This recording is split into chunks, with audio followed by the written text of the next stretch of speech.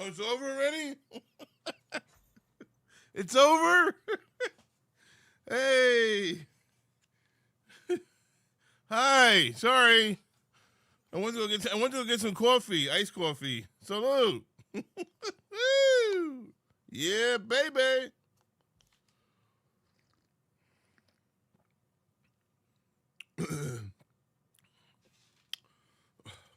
Hey, we forgot one poster. Yeah, guys, I forgot to put this one in for you. Hold on.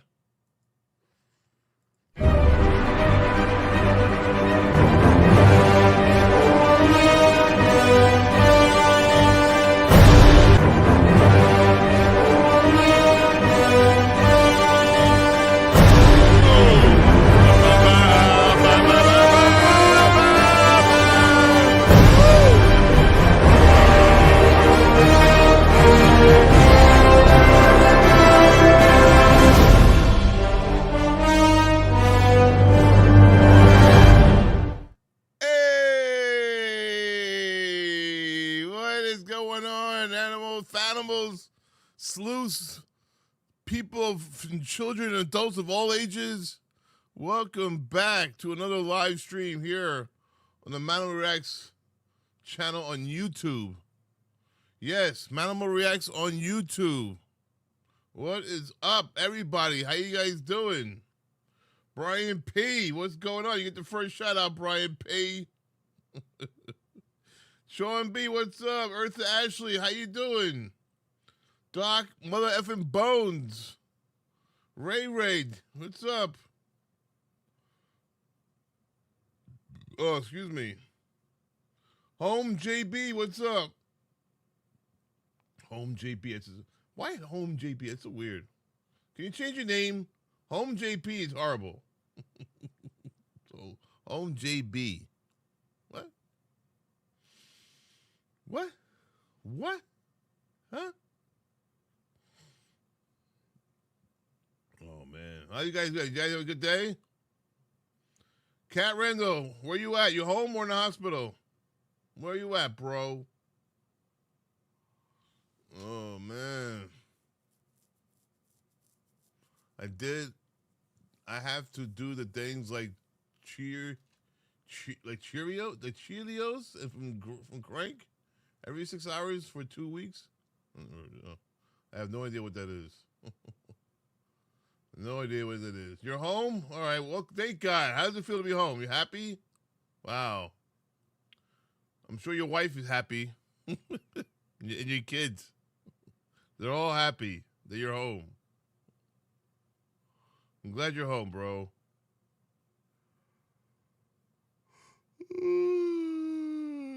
Four Chihuahuas, what's up? How you doing?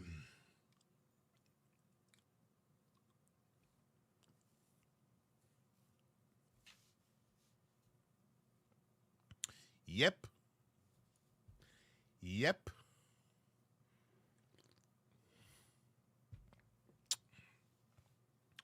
All right, guys. Before we get into the trial, I am gonna watch the trial.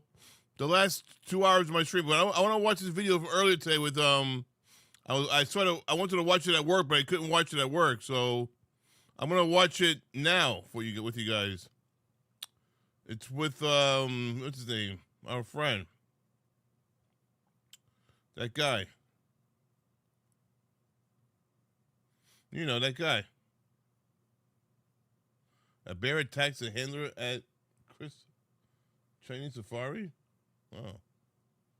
Can I watch this? What is this? This is crazy. That's crazy. That's crazy. That's crazy. That's crazy. What is this? A bear attacked somebody. Look at this. Check this out.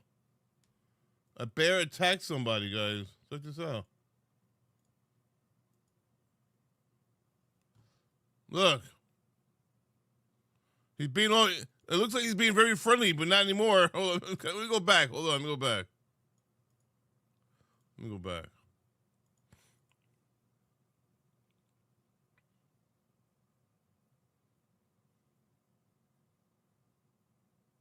Oh, he's attacking the one. Look at the bottom. Not this one on the right side, guys. The one on the bottom left, is attacking. He's attacking the guy. Look. Oh my God. Wow.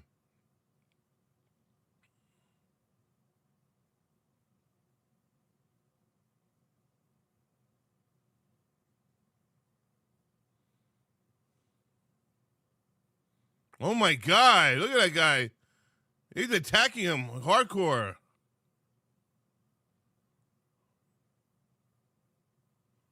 Oh my God.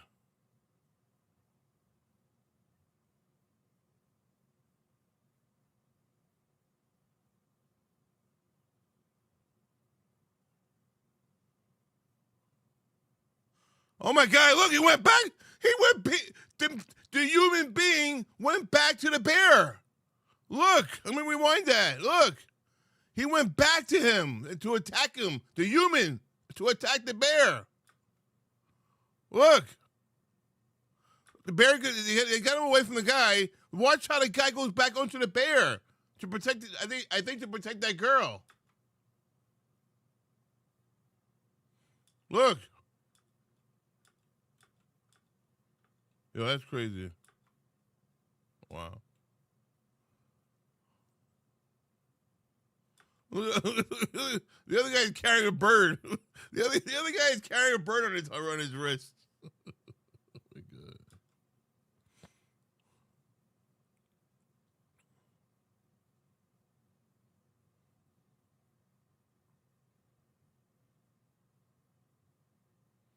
Wow, that's crazy.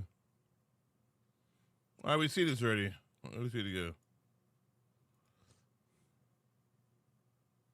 That's crazy, bro. That was crazy.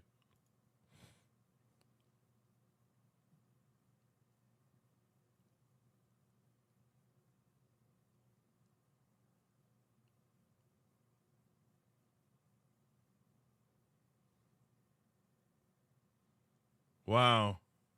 Yo. That's crazy, bro. That's crazy. Wow. Wow. Arrest to be made. Here, let's check this video out.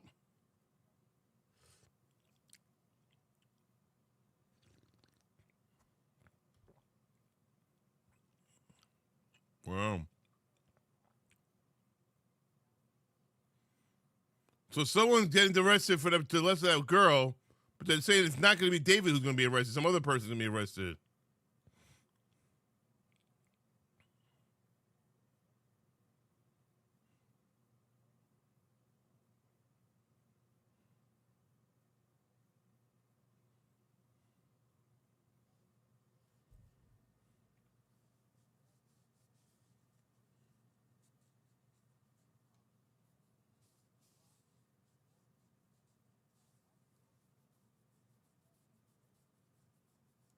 No sound? Oh my God. Are you kidding me? No sound. Wow. Thank you. Let's see. There has been a witness before the grand jury. What about now? You hear sound now? M Theory, what's up? And Allie Bugs, how you doing, Allie? he is intimately involved in David's life, the singer David, who the LAPD and the LA County DA says is a suspect in what they believe is the murder of Celeste Rivas. And the his name is Robert Morgenroth. Robert Morgan. What's up, One Dramatic? Thank you for the update. Thank you. Thank you, everyone. Thank you.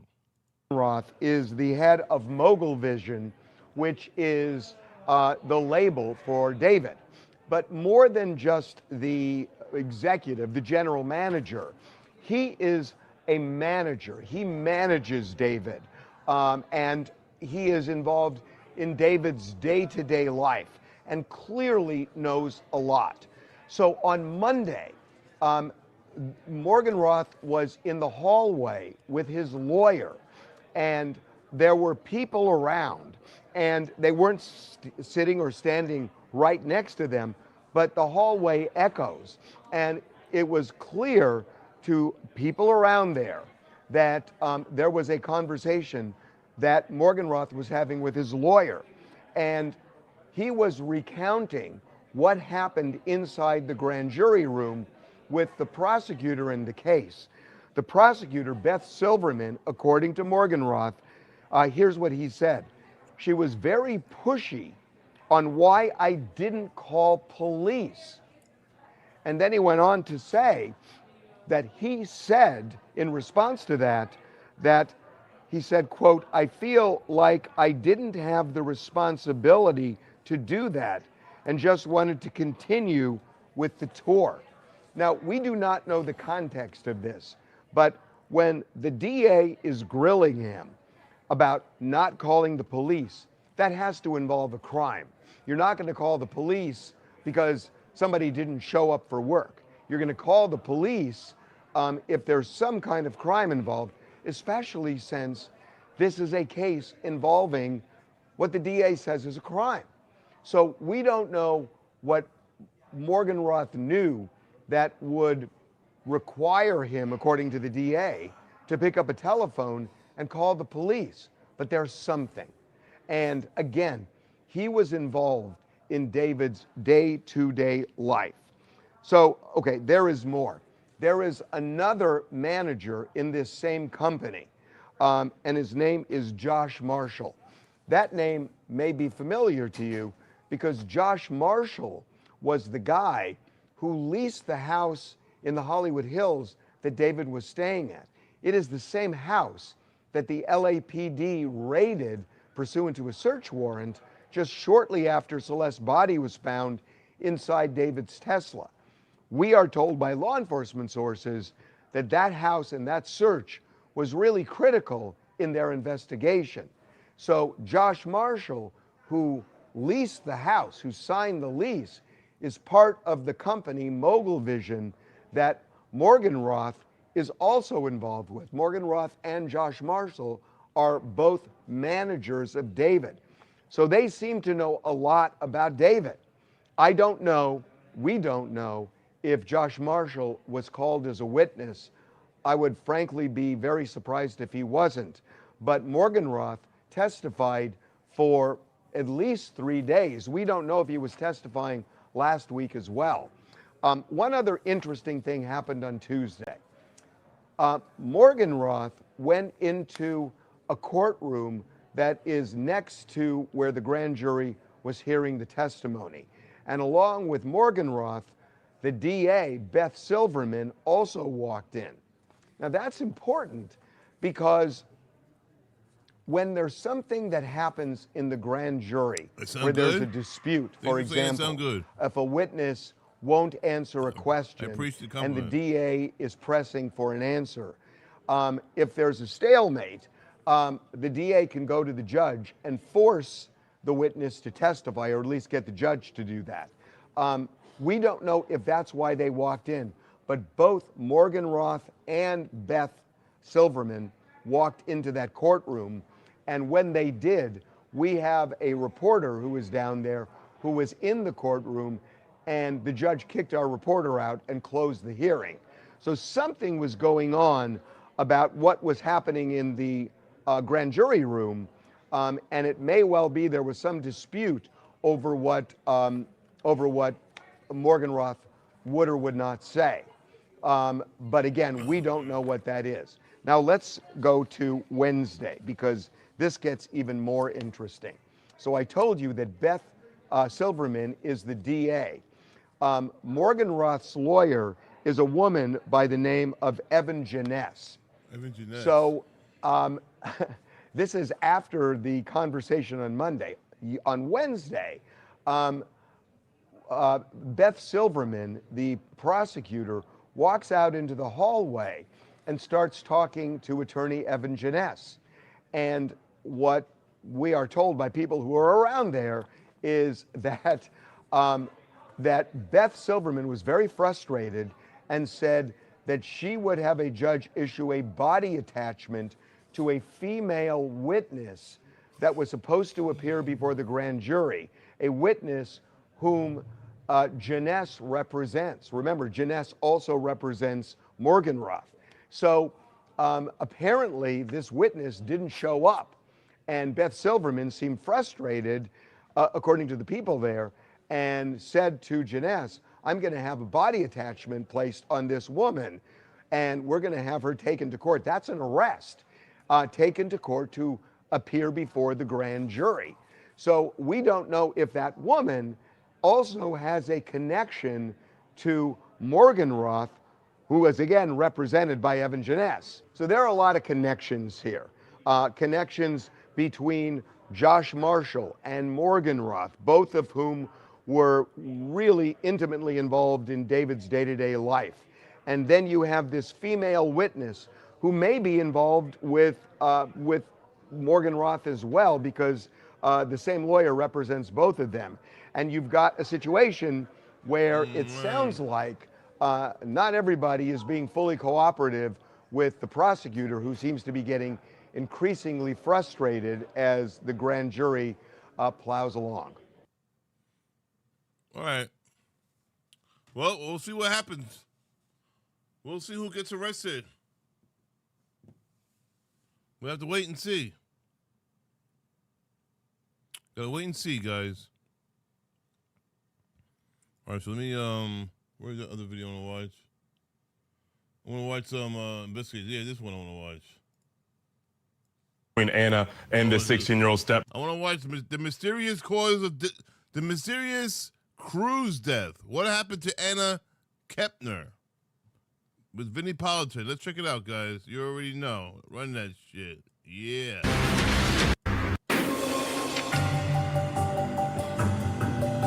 Anna Kepner, an 18-year-old high school senior from Titusville, Florida, slipped away on what was supposed to be a joyful family cruise aboard the Carnival Horizon. Full of life, dreams of joining the U.S. Navy, and a future she'd worked so hard for, Anna seemed unstoppable. But on November 7th, tragedy struck. Her body was discovered concealed under her bed, wrapped in a blanket and covered with life vests, sending waves of shock through her tight-knit community. The FBI has launched a full investigation, scouring the ship's surveillance video, swipe card logs, and interviewing family members, including her own 16-year-old stepbrother, who's been named a suspect during an unrelated court hearing. As the world grieves, Anna's story has become a haunting riddle. What happened in that cabin, and who is responsible? This is a family tragedy, but it's also now being investigated as a homicide. So it goes beyond the family, but everything about it is about this blended family. Let's bring in a Court TV field reporter, Cody Thomas, who's been digging into all of the facts here. And excuse me, in this case, the named suspect has been this 16-year-old stepbrother. What have people been saying about the relationship? Why did the brother have medication, Allie? What was wrong with him? Between Anna Kepner and this 16-year-old stepbrother who came into her life when her dad married his mom. Well, Vinny, we've heard varying different stories from varying different people surrounding the relationship between Anna and this 16-year-old stepbrother, and we've heard from family members as well. And important to note and remember that this is a very blended family, so the dynamics could change depending on the perspective of who we're talking about. But let's start with Anna Kepner's stepmother, Chantel Kepner. Now, in a divorce hearing held after the incident, she described the three kids who stayed in the same room. That would be Anna, the 16-year-old stepbrother, as the suspect, and one of Anna's younger stepbrothers. She said the three kids in the room on the cruise ship were described as best friends and the three amigos. Take a listen. The three amigos. Anna, who we know passed away, she was 18, correct? Correct. And she was an adult. Correct. And was she given the option of staying in another room? All three of the kids were. Okay. And would that room have been with Grandma and Grandpa? Correct. And they didn't want to do that? No, they wanted to stay together.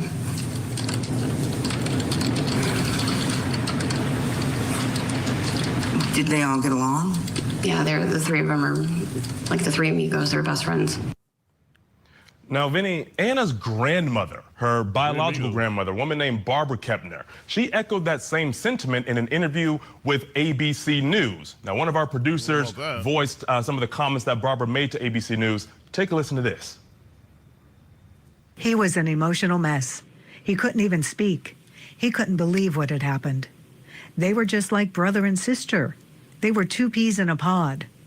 I know that those two kids cared about each other in the right way. I can't accuse him because I don't know what happened in that room. So, Vinny, these are two family members talking about the relationship between Anna and her 16-year-old stepbrother. But take a listen to Anna's ex-boyfriend who says otherwise surrounding that relationship. Take a listen. From what you know, what do you think happened in the room? I think that he walked in there and basically we walked in there and tried to get on top of her and tried to do a sexual thing with her, but he got caught by me in the process of it. You think you hurt her for that? Yeah. And she got scared of it and wanted to go sleep over with friends and whenever she could at mine, but she never could because her stepmom was there destroying of it. I got that, but I was like, her stepbrother is trying to go on top of her in the middle of the night, you know, and they didn't believe me. So you think this could have been prevented? Yes, ma'am. What type of person was she? She was a great woman, you know. I met her at school. And the circumstances behind her death, you find them to be suspicious? And if so, tell me why. It was suspicious because I knew that the brother did it, and yeah. How do you know that? Because of the past things that happened with him, like I was saying. Which were wrong? About the FaceTime and stuff. What's the FaceTime? Whenever I was on FaceTime with her, and when I was on FaceTime with her, and she was laying down, and the brother tried to go on top of her, and You saw that? yeah. And then How did she react to that? I was like, "What the hell are you doing in the room?" You know. Then he got scared and like ran away. And I heard his footsteps like running through the house, you know, because he got caught. So when you learned of her passing, you know, what was your reaction? I ran away. He ran away. It was kind of crazy. And when you learned that she passed away, how did you feel? I felt very sad, you know, because that was my first love. She was the best that ever happened to me. And I'd even walk to her work to see her, you know, for like 5-10 minutes. Did you talk with her before her death? Like 3 weeks before it, yes ma'am. I was actually supposed to go on the cruise that she went on, but we broke up before then. When did you split? We split up like 6 months ago. Has she ever complained about his behavior before? Yes ma'am, yes sir. What did she complain about? She complained about him being uncomfortable, or her being uncomfortable around him. What should happen next? What do you think should happen? I think that he should get thrown in jail for as long as possible. And yeah. So then you have family members saying they were two peas in a pod and best friends. Then you have the ex-boyfriend saying that he witnessed a stepbrother trying to essentially assault her in the past. And, you know, with all these differing viewpoints from family and people outside the family, that really makes it hard for anyone to try and grasp on to what to believe here. Yeah, complete opposite perspectives of this very important relationship. Cody's going to stick around. Thanks so much. And that brings us to the first question in our investigation tonight. Who's telling the truth about Anna and the suspect's relationship here? Right? I mean, it seems completely different perspectives. Let's bring in Tony Bruschi, true crime podcaster from Hidden Killers with Tony Bruschi. Tony, what are your thoughts here? Because these are completely different perspectives of this relationship, which seems at the end of the day is going to be what this case is all about, and is somehow connected to the death and the reason why Anna Kepner was killed. Completely. I think when you're trying to figure out who's telling the truth in any family, you got to ask yourself who actually lived it in terms of who we're talking about, who's in question here. And Anna's the one that we're talking about. So who saw the tension that doesn't make it into the Christmas card that goes out every year? The grandparents, they're giving you their grandparent version. I do not fault them at all. They see. What? I think we lost Tony there. Come on, Did Tony, we lose Tony? Your mic is fucked. The parents are We got him back. the three amigos. Yeah, Tony, we lost you there for just a parents moment. We lost you there for just a moment. So go ahead. You can repeat a little bit. Go ahead. Sure. Grandparents, they're giving you their grandparent version. They see the holidays, birthday parties. They don't see the daily reality, but hopefully they see a good amount, but they see through their prism. The parents, they're going to be pushing their three amigos narrative, but how accurate is that? Is that what it really is, or is it what they want to see? They compare that then with the ex-boyfriend who we just heard from. No custody battle, no family impact, no image to protect, and he's saying the dynamic was not what the adults described. And then you got another testifying about chokeholds in the family. That's not a bitter outsider. That's someone who allegedly experienced it from inside the house. So I'm going with. Yeah, let's bring in psychiatrist, forensic specialist, and medical health expert, Dr. Yalda Safai is also with us tonight. All right, Dr. Safai, what are your thoughts here? Because we're getting, the parents, grandparents' perspective, and then you get the perspective of the boyfriend, and they seem to be in completely different places in describing the nature of this relationship.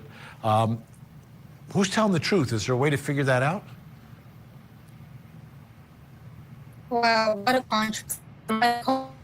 Sometimes see things through a rosy-colored lens.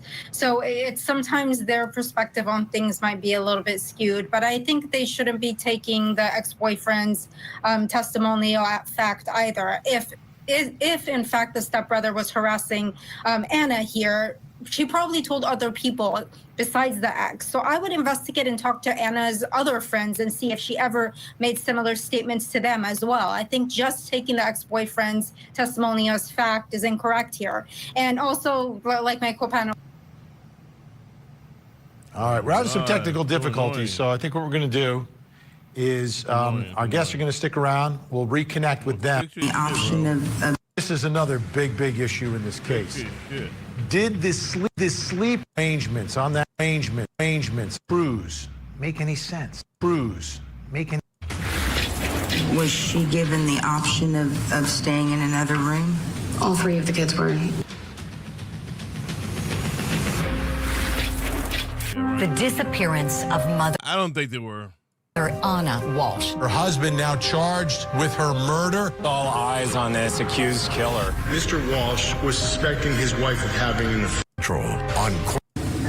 We have that you're in. we have a 3-bedroom house with an addition room downstairs. So what are the sleeping arrangements when all the kids were there prior to this cruise? The 2 youngest girls shared a room, the 2 boys shared a room, and Anna had her own room. Okay, so that's all about what was happening in the home, right? This blended family living together. So the younger girls, they shared a room. The teenage boys, 14 and 16, they shared a room, stepbrothers. And then Anna had her own room. But then they went on this cruise. Now let's bring back in Court TV field reporter Cody Thomas. So what have we heard about the sleeping arrangements on this cruise? The why of it, the where of it, the how of it. Well, Vinny, the most important thing we know is that Anna, her 16-year-old stepbrother, who's a suspect in this case, and her 14-year-old half-brother all stayed in the same room. Now, during that same hearing that we just saw, Anna's stepmother said that all of these 3 kids had the option to stay in another room with their grandparents, but they wanted to stay together. Take a listen. Ms. Kepner, who all went on the cruise with you? Myself, my husband, Anna, Connor, the 2 youngest girls, and then my mother-in-law and father-in-law. What are their names? Jeff and Barbara Kepner. And Where was their room in relationship to where your room and the children's room was? 2 floors above us. Did they also help in the supervision of the children? Yes, ma'am.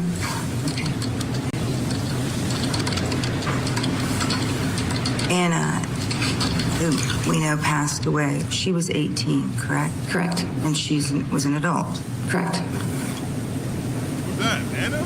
18? And was she given the option of staying in another room? All 3 of the kids were. Okay. And would that room have been with Grandma and Grandpa? Correct. And they didn't want to do that? No, they wanted to stay together. Now, Vinny, Anna's grandmother, who was on the cruise, also reiterated this in an interview with ABC News, and one of our producers voiced some of the comments that were made. Take a listen. I'm here. The 2 younger girls stayed with the parents, and the 3 teenagers, they decided amongst themselves they wanted to stay in the room together.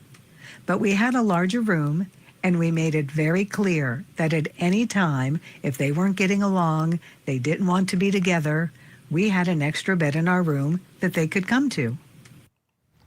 So, Vinny, let's take a look inside of one of these rooms. The I Like Cruise Ships YouTube channel did a video tour of one of the 3 passenger cabins aboard the Carnival Horizon. Now, this particular room on the ship had a set of bunk beds as well as a single twin bed. Take a look. Welcome to the Carnival Horizon. We're going to have a look at one of the Family Harbor cabins. This is 2464. Now, this is kind of obviously at the back of deck 2, which is the Family Harbor area. And you'll see all the cabins sort of running not too far from the back of the ship. So this is kind of cool because one of the actual Pullman beds is already in place. I'm just going to get the ladder nice and straight there. So you can actually see that top bunk already prepared. So this is actually set up as a 3-person room. That's ugly, right? I don't like it. So, Vinny, let's take a look at some of these still images from that video, also from the island. It does not look fancy, right? It looks like a prison. It almost looks like a prison cell. It does not look fancy. That is ugly, in my opinion. Ugly. Like Cruise Ships YouTube channel. These cabins are pretty close quarters, as we can see here. We see the 2 beds next to each other, plus the bunk bed on top. It makes you wonder how someone could have stuffed a body under that bed in the first place. No, for real. Yeah, it's tight quarters. Obviously, you're on a cruise ship. It's all tight quarters unless you spend a lot of money. Yeah. What you say? Yeah, Allie, right? Aren't there nicer rooms, Allie? Why is this room so ugly and cheap looking? Looking at that. Carnival Cruise Line. That's why Carnival is not that fancy. I'm wondering how do you even get under That's ugly. a bed in that room? And then that is so ugly. I'm sorry. Look at that room. Ugly. Got a small bathroom. That's where she would have to change. And I believe it was the travel agent who first suggested this sort of arrangement, because I'm sure this is perhaps a more common kind of dilemma, like how do we break down who sleeps where? Thanks, Cody. That brings us to the next question in our investigation, and it's about these arrangements. Did the sleeping arrangements make sense? Right? Does it make sense to put 16, 18, and a 14-year-old together? Yeah, why not? And the 16 and the 18 not related by blood? Joining me, true crime podcaster from Steph's Case Files. It's so weird. Stephanie Pratt is with us, and still with us, psychiatrist Dr. Yalda Safai. Great to have you here. Stephanie, what are your thoughts here? Does it make sense? And I get it, right? You're going to pay for one less room. Maybe she wants to stay with the teenagers instead of staying with grandma and grandpa. What are your thoughts? I think it's totally inappropriate here, Vinny, as much as the grandmother and the parents want to believe that they are close best friend siblings. The fact remains that it is inappropriate, in my opinion, to put younger males with females or vice versa. I believe that what Anna was telling her boyfriend at the time is the truth that we need to follow. She was How you doing, Chloe? Made uncomfortable. Whether she decided to tell her parents or not, They know the truth. And so I think their story of this being okay is their way to cope with the decisions that they made. And also to try to discard some of the blame that might be on them for making this decision. Dr. Safai, what are your thoughts here? And I guess there's two different potential scenarios, right? Either they had no idea or nothing was happening. There was what the boyfriend is saying either wasn't true or they didn't know about it, the parents, or as the boyfriend said, Anna was uncomfortable and he had actually told the parents about what was happening with the stepbrother. Under those two different scenarios, do you come to two different conclusions about whether or not the arrangements were appropriate? You know, in retrospect, now that a murder has occurred, we're all looking back and saying, okay, the sleeping arrangement was inappropriate. When, if nothing happened, no murder occurred, and they concluded the cruise without any incidences, we would have not be thinking much of it. But the fact of the matter is there was no adults in that room, so there's very hard to have complete supervision over these teenagers. And as we all know, that teenagers are impulsive, they do stupid things sometimes. And I believe Anna was 18, she was an adult, but there was someone as young as 14 in that room. So putting teenagers together alone in a room without any supervision might become an issue. Now, do I think that was the reason that this murder occurred? Probably not. It might have occurred either way, whether they all slept in the same room together or not. But if I were a parent, I would split up the parents and have a parent in each room. I would have a parent with the teenagers and a parent in the other room. So I would have complete supervision because, you know, it is a cruise ship and it's a small, you think it's safe, that there's no place for a person to go. But when in fact crimes on cruise ships happen all the time. So supervision is necessary there as well. Yeah, the other way they could have broken it down, Stephanie, is you could have had mom with the two girls, dad with the two boys, and then grandma and grandpa would get, you know, a little time off. You know, they'd have their own little setup. That could have worked, but obviously the mom and dad wouldn't be able to share nighttime together. But, you know, it seems like that might have been an easier way to do it. What are your thoughts about the travel agent being the one suggesting it and then following the advice of the travel agent for sleeping arrangements? Well, I think the travel agent's main goal is to make a sale and to make people feel more comfortable with the space that they are affordable to purchase. I think that's the agent. I think he says that to all the families in every situation. I don't think this is any different. What I'm hoping is that they have intense surveillance video in the hallway so that they can place the younger stepbrother in the room at the time. I believe that something happened after Anna returned from the casino, because even though she wasn't feeling well, remember, she did return with the family later at the casino. That time, the younger brother wasn't there, but he had been there at the casino earlier. Let me ask you, Dr. Safai, the other part of this is that they all lived in the same house together. And if whatever happened here, do you think it's a result of the arrangements or something that may have inevitably happened anyway in the home that they lived in? I believe if somebody wanted to kill Anna, if a family member wanted to harm Anna, they would have done it, whether they were on a cruise ship or at home or anywhere else. So like I mentioned before, I don't think the sleeping arrangement was the reason why Anna was murdered, but I think the parents could have had better supervision over who's coming and going and what was going on in that cruise ship. Big thanks to Stephanie Pratt, Steph's Case Files, and Dr. Yelda Safai. Great to have you both here. Appreciate it. Still to come, did anyone else have an opportunity to kill Anna? Oh, man, crazy. As we learn more about Anna's blended family and the role it played in her death. Here's the story.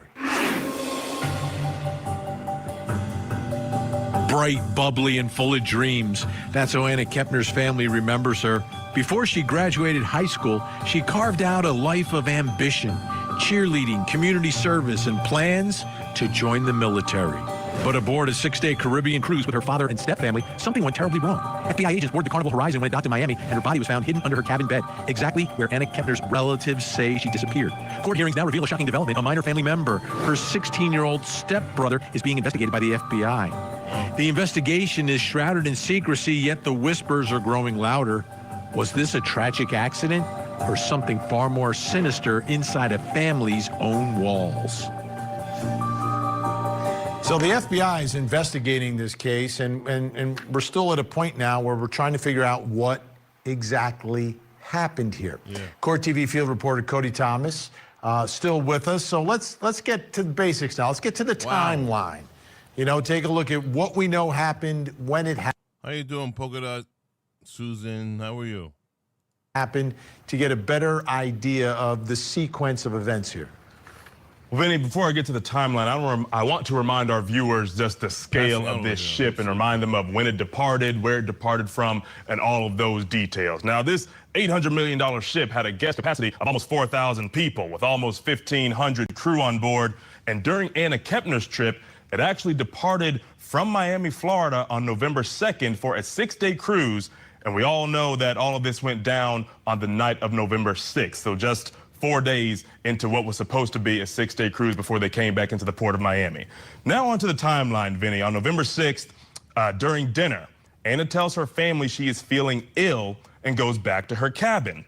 Anna's 14-year-old brother and 16-year-old stepbrother, who were also staying in the same cabin, returned to the room a little later.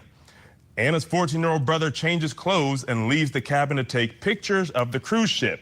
The 14-year-old returns and notices Anna is not in bed, but he presumes she is staying up late with the grown-ups. Now we fast forward to the next day, November 7th. The 14-year-old and 16-year-old boys head to breakfast with the rest of the family. Anna doesn't join them for breakfast, and the family realizes she is missing. Anna's father, Christopher Kepner, begins searching the horizon. A medical emergency is announced over the PA system. Then Christopher goes to Anna's cabin where the cleaning crew had just discovered her body crammed under the bed.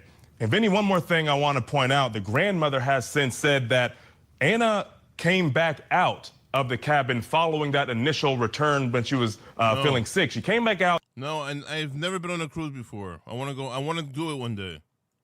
To go gamble for a little bit before coming back to the cabin to stay the night, and when all of this ultimately happened. And of course, we know something tragic happened in that room that left her dead that night of November 6th. Yeah, and the comings and goings there, right? You have, at some point, the 14-year-old brother coming back. At least that's the way it's been reported. Coming back, and she's not there, but his stepbrother is. All right, that brings us to the next question in our investigation. And you look at motive, we don't know about that, but how about opportunity? Did anyone else have an opportunity to kill Anna? It seems from the timeline that the 16-year-old stepbrother does, because there appears to be a gap of time when he's in the room and his 14-year-old brother is not. Joining me, Tony Bruschi, true crime podcaster from Hidden Killers with Tony Bruschi, and retired FBI Special Agent Kenneth Gray. Tony, I'll begin with you. As we look at this timeline and the comings and goings, it's crucial she goes back first by herself, but then at some point leaves to go gambling and then returns a second time. Is there anything in this timeline, as you think about it and look at it, that would give anyone else an opportunity to take Anna's life? It's very, very difficult to see that window. We're talking about a cruise ship, a locked cabin, middle of the ocean, middle of the night, not an open city block where there's thousands of entry points here. I mean, could someone else have done this? Technically, I mean, anything is possible, but probable?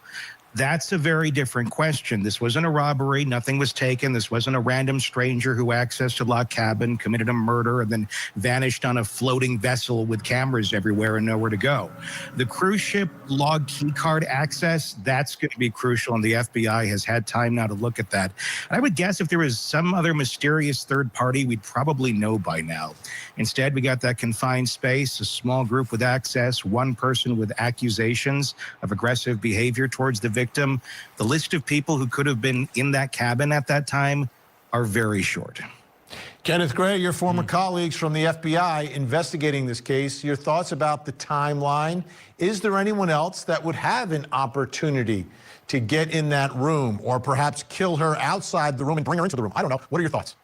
So, Vinny, there was a report that the 14-year-old had said that he was barred from going into the cabin by the 16-year-old, and he heard a fight going on, chairs being thrown. He tried to go into the cabin, and he was denied entry by the 16-year-old. So it certainly sounds like the list of suspects is very small. And just to take that one step further, Kenneth, if it seems the only other place you could go is the 14-year-old, right? Like, and I'm putting it out there because if this case goes to trial, there will be a defense. The defense could be mental disease or defect. The defense could be they didn't prove it. The defense could be somebody else did it. So if we're looking at somebody else, the only other place they could go is the 14-year-old, right? Absolutely. 18. Now, the report that she's 18, she just turned 18. She went out and was gambling on the cruise ship and then returned back to the cabin. That's new information to me. But nonetheless, there are cameras on this corridor. And if somebody else had gone to that cabin, they would have appeared on that camera view. Yeah, so why don't they show who appears before she went into the room and when she went into the room, and who appeared at the camera door when that person left? Why is it so hard and difficult to solve? You got video cameras, motherfucker. Where's the video camera? Damn. Tony, looking at it, the 14-year-old, it seems a lot of information seems to come from him. We've watched so many trials through the years. Incredible. I mean, to me, you never know exactly what a defense will be if there is a defense, right? If there is a trial, if he is accused in the end. But that seems to be the only plausible person, if you're going to point a finger somewhere, would be the 14-year-old. And I'm not indicating that he did it. I'm looking ahead to what it might look like inside of a courtroom. You'd also then have to ask, though, what was going on with the 16-year-old? Was he unconscious if you were going to go down that route? Or was he aware of something that would be? I get what you're saying. There's 1,000 possible areas where that could go. But, as of right now, we just don't know. But that would literally be the only other possible, plausible destination. The 16-year-old guy, he's probably sleeping. For this Choose Your Own Adventure book. Yeah. And that leaves us into another world, Kenneth Gray, which would be some other type of defense. Again, it could be a mental defense, right? That's always possible. But if it's more traditional, like self-defense, is there a way to determine by looking at the room, the forensics, the autopsy, if a self-defense is even a plausible explanation for what was going on in that room? Well, he could certainly try to raise that, or his attorney could attempt to raise that as a possibility. But, he would have to be able to convince a jury that what he is raising is a plausible explanation for this. I think that likely that he will claim self-defense at this point. I doubt that very seriously. Get out of here. And Tony, if in fact there is this argument and this fighting, to me, understanding the genesis of this conflict will be crucial to really get to the truth and understand it. Bullshit. Yeah, any sort of pattern of behavior that can be shown is going to be the linchpin for this whole thing. And that testimony, if the ex-boyfriend's statements are true, pretty damning for what we're looking at here. Yeah, Kenneth, I'm trying, from the beginning, we've all been trying to understand how this could happen within a family and within people that are so young. But it's a blended family. From your perspective, for the FBI's perspective, how much time, energy, effort goes into that part of this investigation versus, manner, cause of death, potential weapons, etc.? How much is geared towards understanding any potential conflict between these two? So you want to build a total picture of the people involved. And we know from the ex-boyfriend that he had seen the stepbrother on top of Anna, and that was threatening to reveal that to the family. And so we know there is a history there that he's obsessed with her. And so building that total picture will help make an explanation by why he may have attacked her inside this cruise ship room.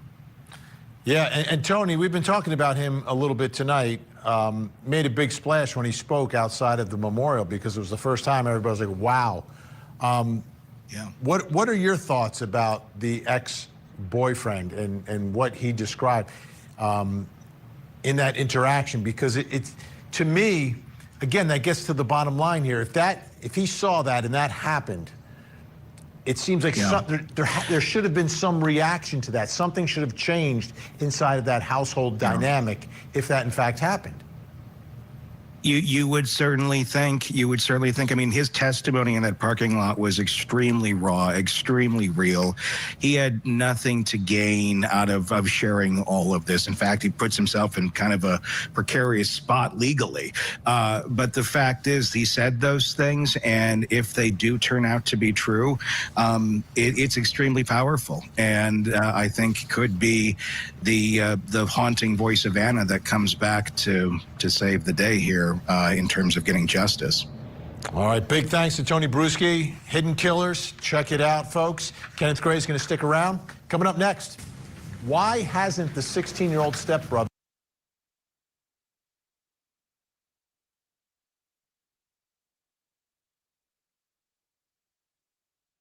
been arrested?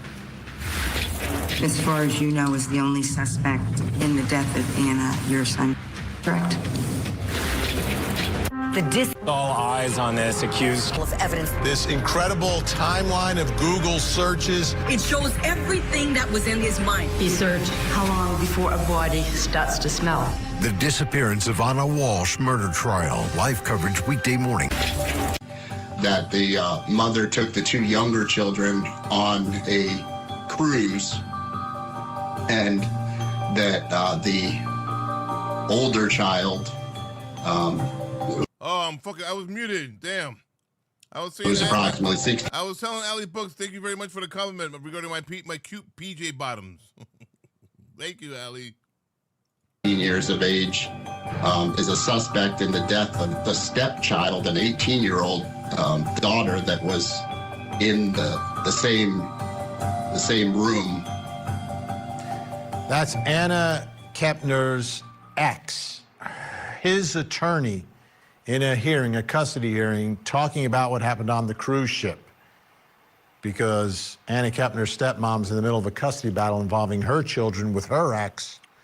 But obviously this is a big issue in that litigation. Let's bring back in Court TV Field reporter Cody Thomas. All right, Cody, so what we just heard that lawyer say, he's a suspect. Well, Allie, that's the first time someone mentioned or recognized my PJ bottoms. Who exactly is saying that this 16-year-old stepbrother is a suspect? Well, Vinny, the short answer is there are a handful of people calling him a suspect, including his own biological mother, along with some law officials, as we just heard. Take a listen to this, and a fair warning to our viewers, we have muted the suspect's name because he is a minor, so there's nothing wrong with your televisions. We just have to drop his name since he's younger. Take a listen. With regard to Connor, I know you were questioned about him. He's not a suspect, or you haven't been advised by anyone? Correct, he's not a suspect.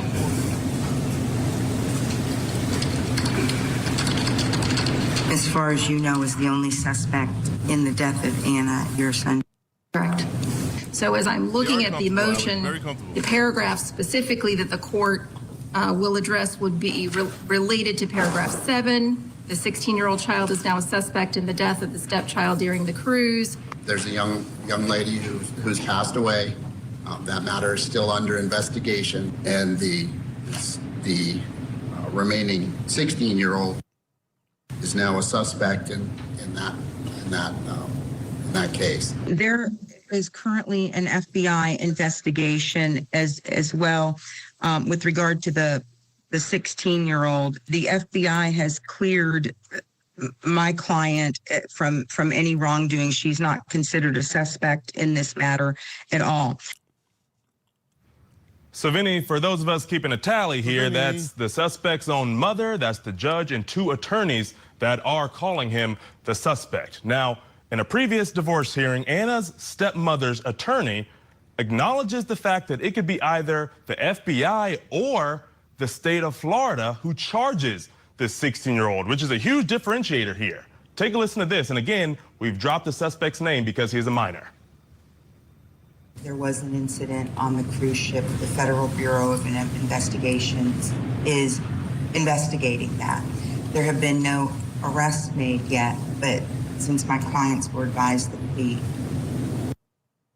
was a suspect in that, after he was released from the hospital upon the return to the United States, he was placed with a relative of the mother's. How long is he expected to remain with the relative?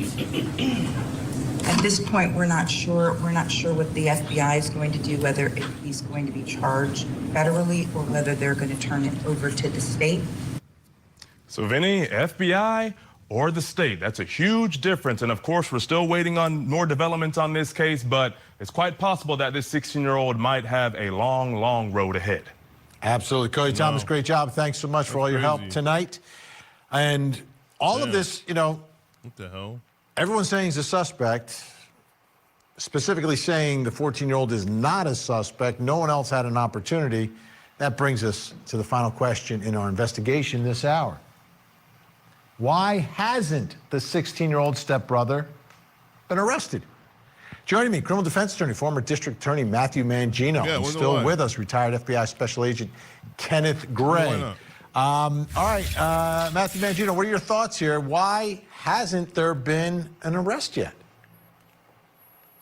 Well, Vinny, I think there are layers of complexity here that authorities have to work through. You know, first you have to take a look at maritime law. There are specific laws for criminal conduct that occurs in international waters.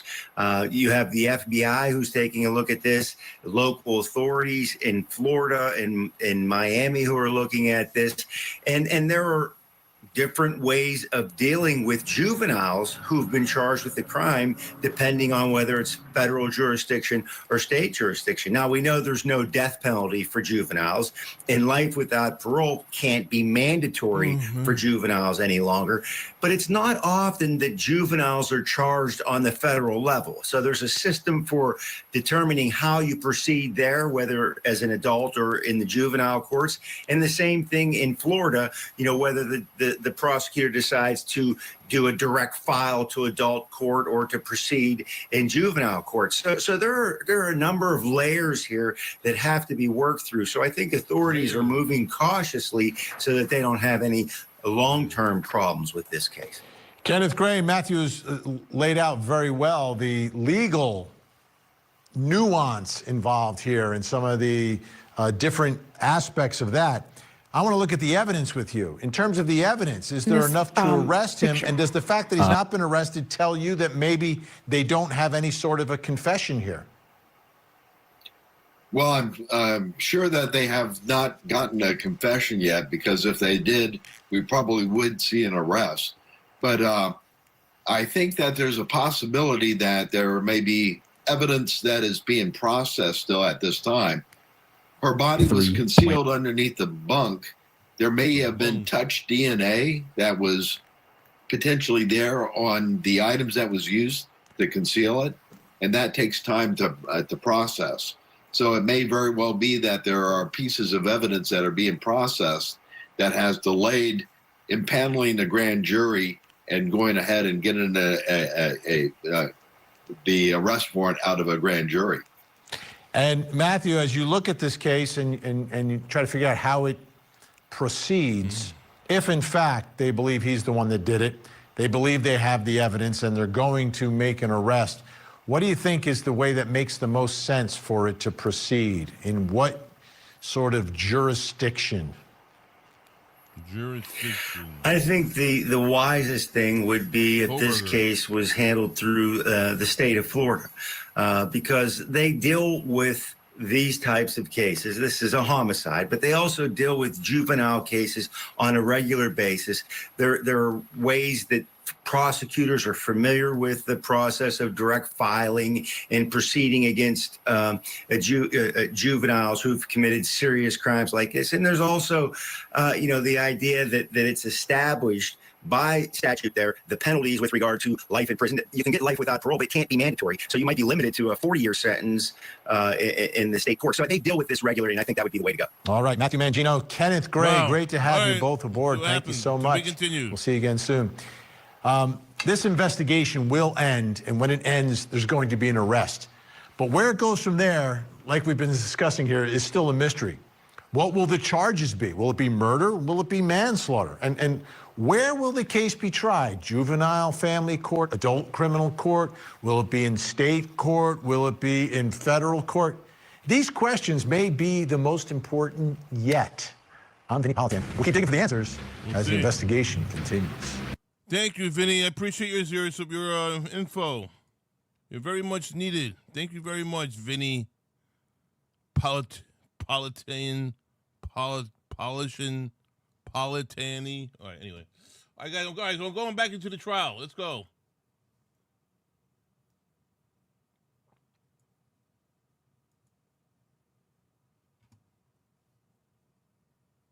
Politamini.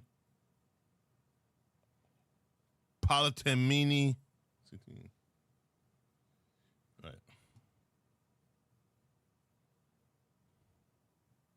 right. 1, as well as a sample from the handle, which was 7-10.4.1. I'd next like to talk about 7-11, the hammer. I want to see this knife. Hold on. Which is the swab K. A knife. Oh, that's crazy. That's a dirty ass knife. You may. Thank you. This is the swab that you described? Yes. Thank you. And then you show Exhibit 217, image 1067, which is the positive test. You may. Thank you. This is that, for lack of a better term, like pregnancy test that you described to us earlier? Correct. And this is how you know if the test results are positive. Is that right? Yes.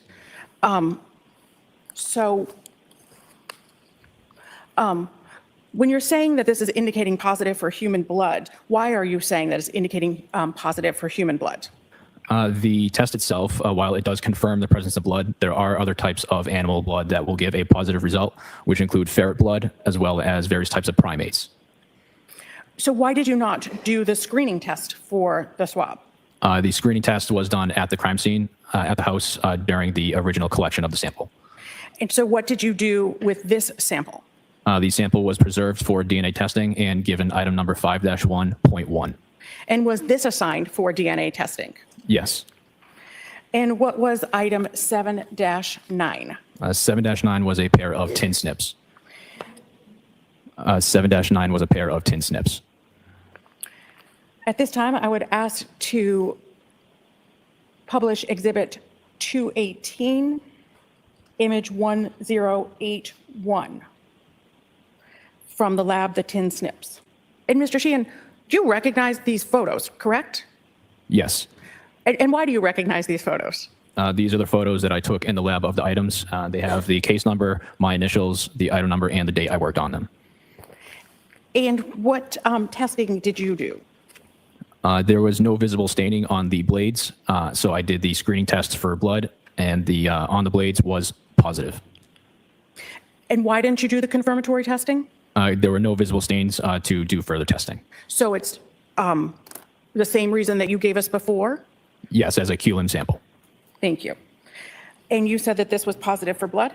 The blades had screened positive. And what was done with this item? A sample was preserved from the blades as well as from the handle. And what was 7-10? 7-10 was a hacksaw. I would ask to publish Exhibit 219, image 1085. That's the image of the hacksaw? I'm sorry, yes, Your Honor, it's the image of the hacksaw. You may publish it. And what test did you do on the hacksaw? There were 3 areas that identified for potential testing on seemed like a tannish brown debris. The first one was on area A, which was on the blade at the end, on the opposite side from the handle. That's a lot. Area B was on the frame next to the handle, and area C was on the blade where it attaches to the frame adjacent to the handle. And what testing for all of those areas? I did the screening test for the presence of blood, followed by the confirmatory test for blood. And what were the results on those 3 areas? On all 3 areas, A, B, and C, the tests were positive, confirming the presence of blood. What did you then do? Samples were preserved from each individual area, A, B, and C, as well as from the handle. What numbers were the samples given? The sample that I had assigned for DNA testing was from stain C, which was 7-10.3.1, as well as a sample from the handle, which was 7-10.4.1. I'd next like to talk about 7-11, the hammer. I'd like to show you Exhibit 2020 and publish it, that being image 1092, that being the hammer. You may show that. Mr. Sheehan, what test did you do on the hammer? I did the screening test for blood on the hammerhead and face area. What were the results? Screening test for blood was positive on the hammer face. And what did you do? Samples were preserved from the hammer face as well as from the handle. And why did you only do the screening test here?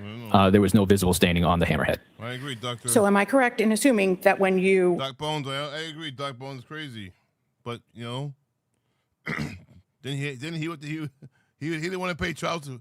He didn't want to pay child support and all the crap. only do the screening test? Well, she was making more money than him, so she would probably have to pay him. And not the confirmatory test, it is always going to be for that same reason? Yes. Meaning I don't need to keep asking you the same question? Correct.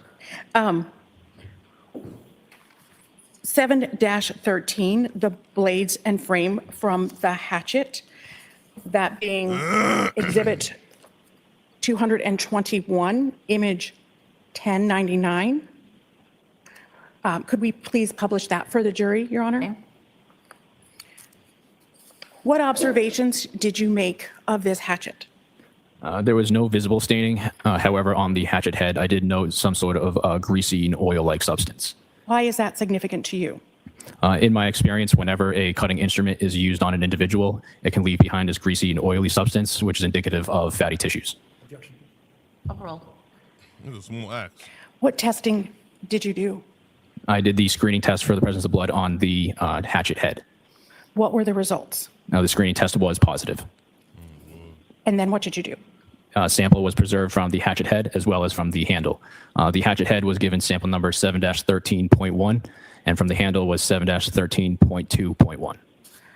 And were any of these assigned for DNA testing? Yes. Both of those? Yes. I'd next like to discuss 7-14, the Craftsman shears, and I'd be referring and asked to publish Exhibit 222. Let's just get to the verdict. What's the That verdict? being image 1103. I'm ready for a verdict. May. What testing was done, Mr. Sheehan? The screening test for blood on the blades and frame of the shears. And what were the results? The screening test was positive in this area. And what was done? The sample was preserved for potential DNA testing as well as a sample from the handle. I'd next like to ask you about 7-18, the Tyvek booties. Booties. I'd like to refer and publish Exhibit 223, image 1223, and publish for the jury the Tyvek booties. You may. Can you tell me what's in this picture? This is a picture of one of the booties, a part of item number 7-18. How many booties were there? There were 4 in total. Okay, and what else is in this picture? It appears to be some sort of insulation as well as painter's tape. And what does this picture show? Is it everything or just an example or something else? Since this item was submitted as 4 booties, I took an individual picture of how they were packaged separately so that I could keep track of each individual one. And is that why there's a number 2 at the bottom of that photo? Yes. And what did you do to this? I performed the screening test for blood. And what were the results? All of the testing was negative. Moving on to... We don't know, everybody in the chat, we do not know how she was killed. There is no body. So when you can't recover a body, you will not know how that person died. 7-20, the sample from the plastic painter sheets. How many painter sheets were there? If I One dramatic. I know a great spot where you can see many booties. recall correctly, there was 5. Okay. And was each painter sheet given its own number? They were originally submitted to the lab all as item number 7-20. And during the fingerprint process, the analyst had removed and given each sheet its own sub number under 720. The one I examined was 7-20.5. I like watching, though. So I'm going to ask to show you and publish Exhibit 224, Image 1261, the bag of plastic sheeting. Number 5. Bag of plastic. Thank you. Plastic sheeting? Do you recognize this? The bag Yes. of plastic sheeting. And is this what you were describing to us? Yes, it is. This is the packaging for the plastic sheeting. And then I'd ask to publish and show you Exhibit 225, Image 1264, and have you explain the content of the bag? You may publish that. 1264. Yes, Your Honor. Can you describe that? This is one side of the plastic sheeting. In size, it's estimated to be around 8 feet by 11 feet. And what observations did you make? There were 2 areas of light red-brown staining that I observed. One that I gave as area A was on the bottom right corner, and area B was on the top left corner. And what testing did you do? On area A, I did the screening tests and confirmatory test, as well as from stain B. And what were your results? From stain A, it had screened positive. However, the confirming test was negative. On stain B, the confirming test was positive. Is there a reason that A is negative and B is positive? It is possible that stain A was not blood, or there was not enough sample on the swabs I had collected for testing to be detected by the test. So what did you do? A sample was preserved from the area B, which was 7-20.5.2.1. And was this assigned for DNA testing? Yes, it was. So what were items 9-1 through 9-6? 9-1 through 9-6 were swabs that had been collected from a gray Volvo. And did you examine those swabs? Yes. And what did you do to preserve those swabs? All of these swabs were treated as a quantity limited sample, so no testing was done. They were all cut up and put into tubes for potential DNA testing. And were any of those assigned for DNA testing? Yes. And which one? Item number 9-4, which was a swab from trunk mat number 1. And 9-12, I'd like to talk about now, the jacket, the black jacket. And I refer you and ask to publish Exhibit 226, Image 1119. You may. Thank you. What observations did you make of this? There were various tannish brown stains on the exterior of the jacket. And were there stains? Not red-brown. They were tannish-brown in color. And did you do any testing?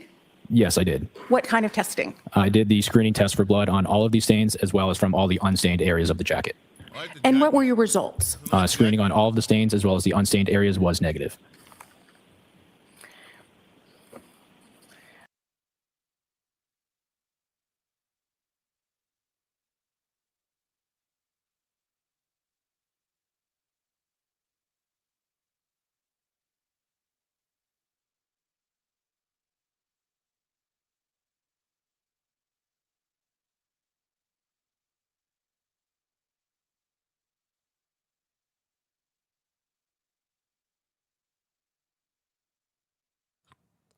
I can't believe I'm muted again.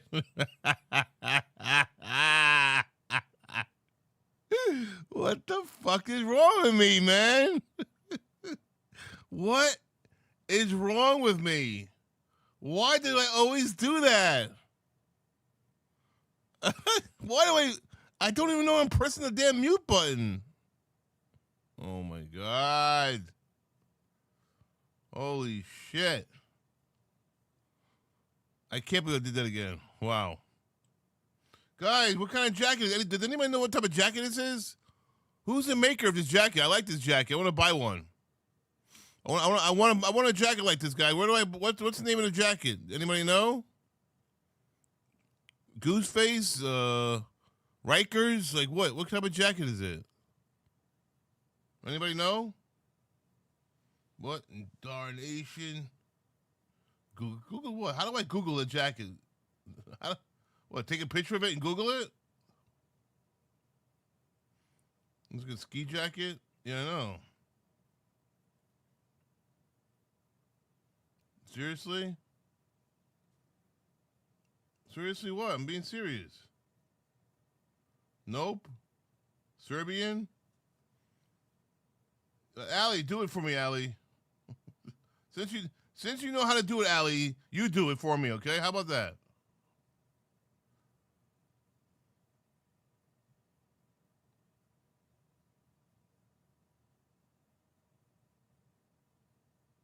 All right, do that for me, Allie. Thank you.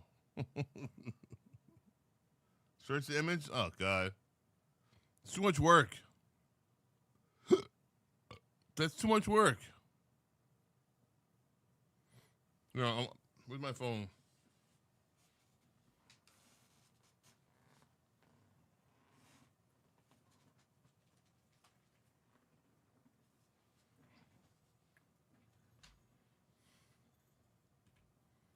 I'm gonna take a picture.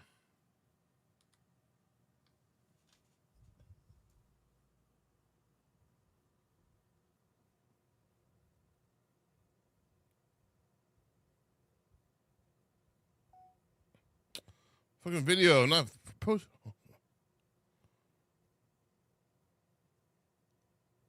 All right.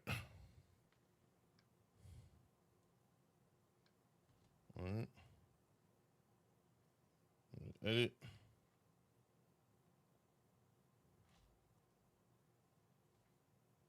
Save it.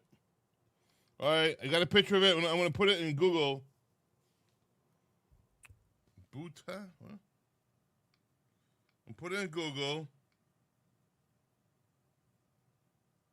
Where on Google do I put it?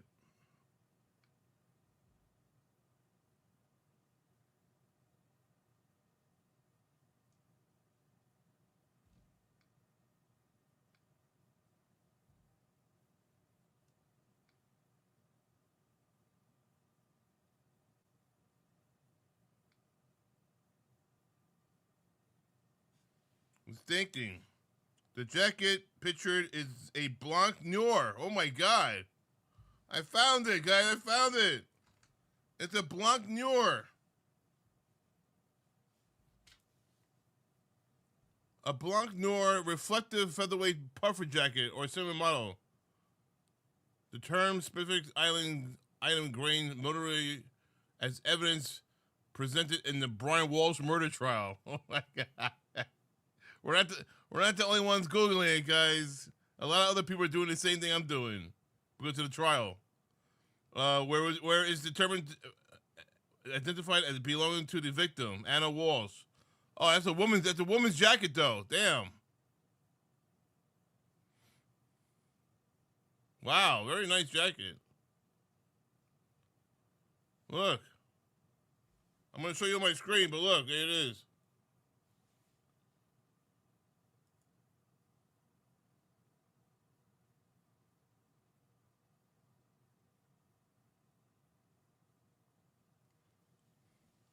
Let me see if I can bring it on my screen. Hold on, guys. Sorry. Hold up. Wait a minute. Google search. Where's my Google? Where's my Google? Where's my Google, boy? Google that shit.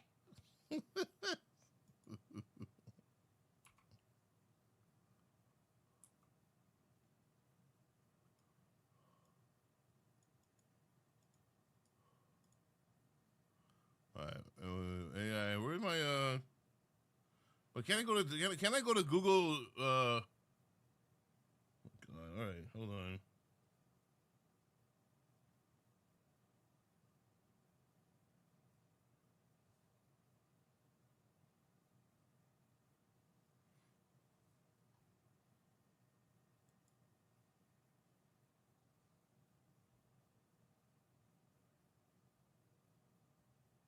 Blank Noir. Oh, here we go. BLANCNOIR. Well, it's not expensive. What happened to it? Dang, come on. Fuck.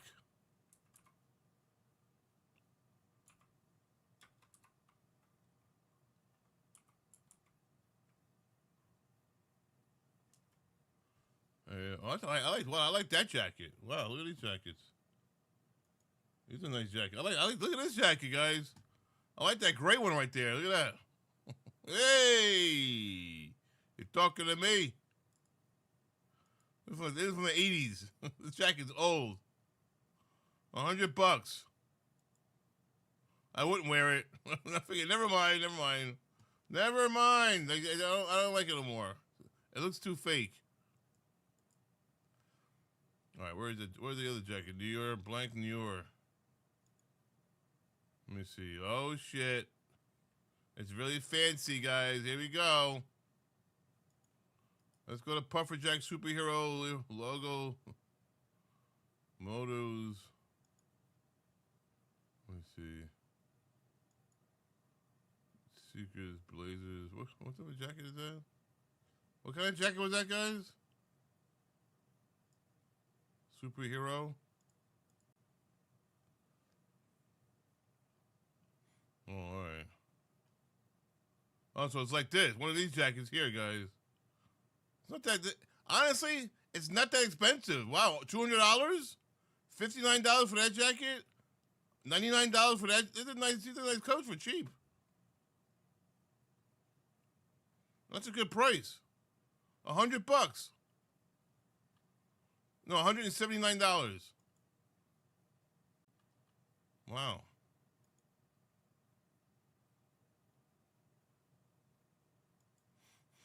All right, where's the jacket that she had?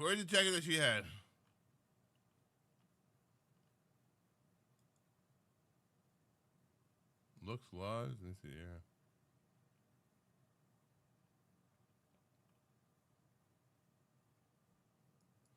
This might be right here.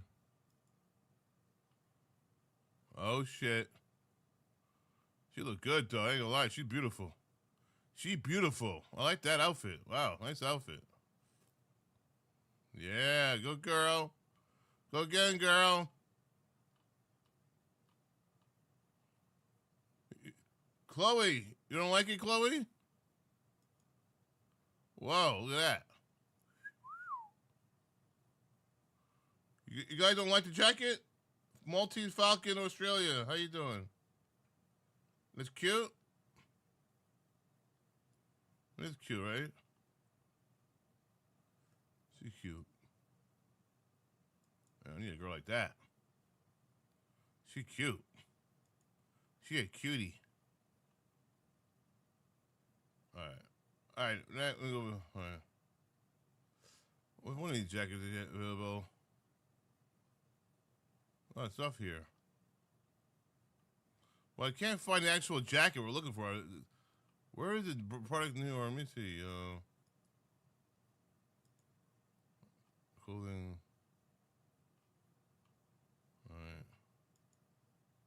All right, guys. Let me go back to the trial. Packables. I like this jacket. This is a nice jacket. Guys, I'm telling you, if you want a good jacket that looks nice and sexy and whatever you want to call it, go to blancneurusa.com. There's some really nice coats here, man. Let me tell you. Very nice coats. And for cheap. Look at this burgundy one. $250. That's nice. That's a nice color. At $250, it looks warm. You got the vest. $99 for a vest. Nice. Look at that outfit. That's a nice outfit right there. I like that outfit.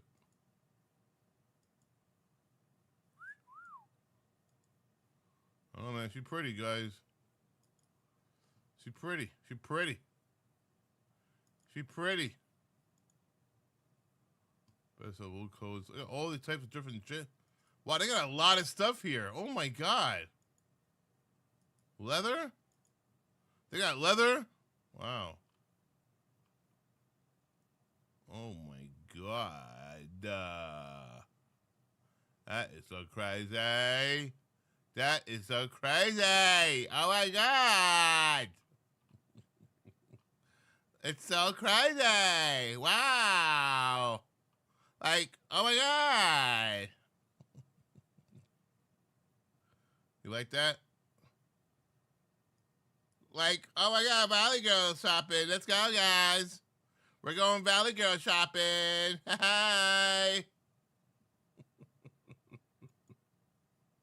Wood coats and everything. Let's go, guys. Meet me in the corner. I'll meet you girls in the corner over here on 49th Street. We're going together shopping tonight, okay? You know it, girls. Hey. All right, I'm moving on. I'm moving on, guys. I'm moving on. Moving on. I'm moving on. Here. Here's the website. I'm going to copy and paste it in my website in the here. You want to be a part of it, guys? Here it is. Boom. Wait, no. Boom. There you go. There's the webpage. I put it in the chat. Go shopping, guys. If you got money, go shopping.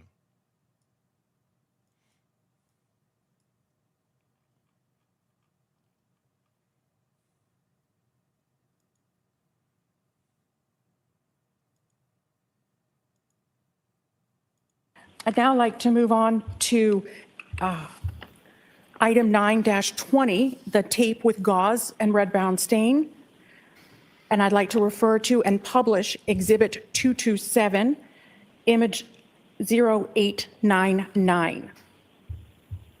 May I publish that, Your Honor? May. Smash that like Thank button, you. guys. Smash that like button. Do you recognize that? Yes. And can you explain what this image is of? This is a picture of the, it actually turned out to be some sort of like tissue paper or paper towels, but I had rolled them out for a picture of the overall item. And did you make any observations? Yes, I did. And what were your observations? There was red brown staining on a lot of the item, so I identified two areas as area A, which is on the center bottom, and area B, which is on the top right. And what testing did you do? The screening test and confirming test for blood. And what were the results?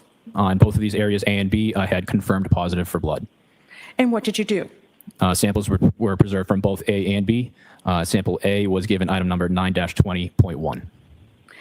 And was that assigned for DNA testing? Yes.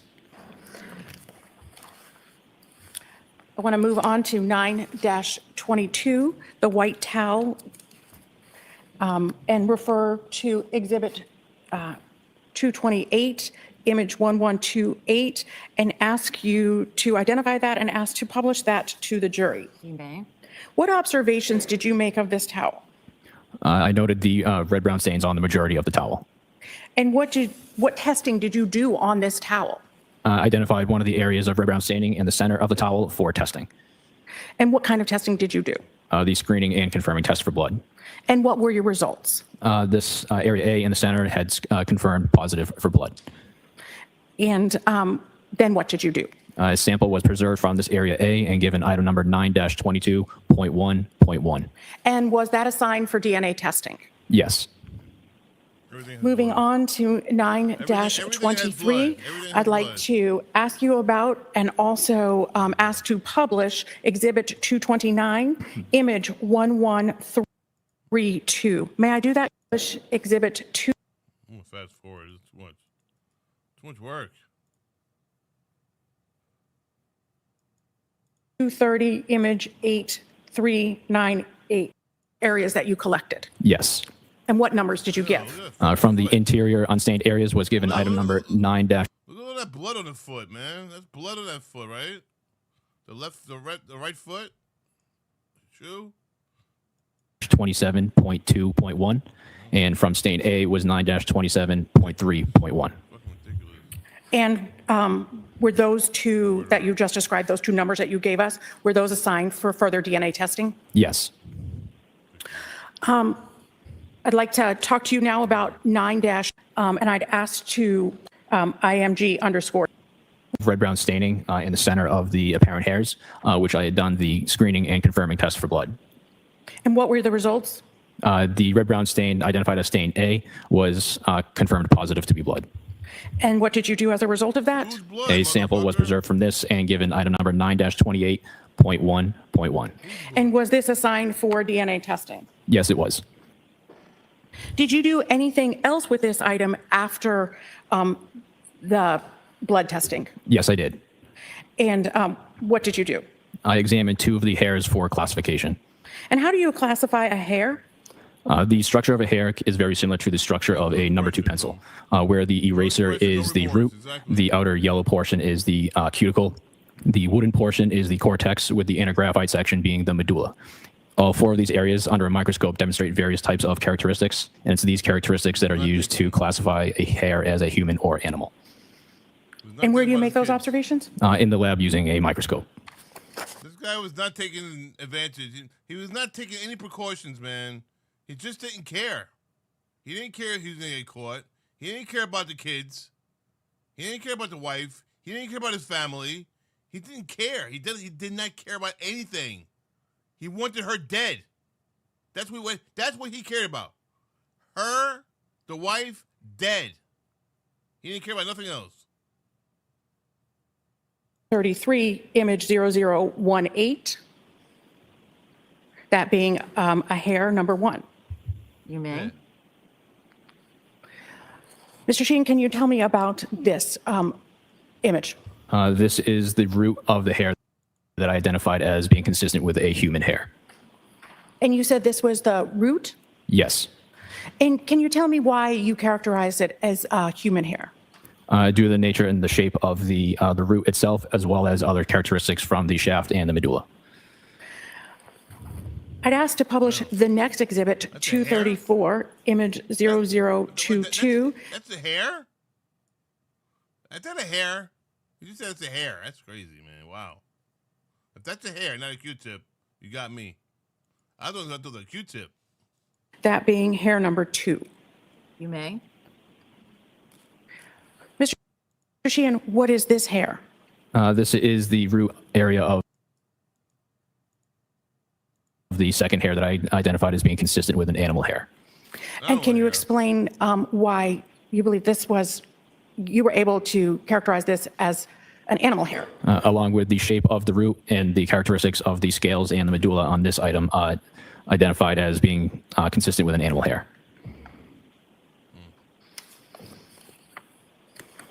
I'd like to now move on to 9-30, the sample from the stain on the wipe from bag 4 and the sponge.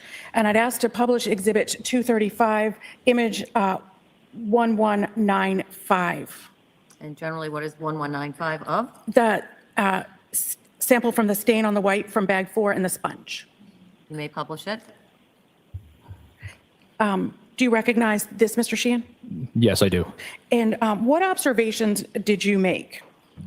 There were red-brown stains on the wipe, as well as there being these yellow-brown debris on the sponge. Yay. What test did you do? I did the screen. Wait, I gotta bring my smiley face back. Hold on. I gotta bring it back. I gotta bring it back.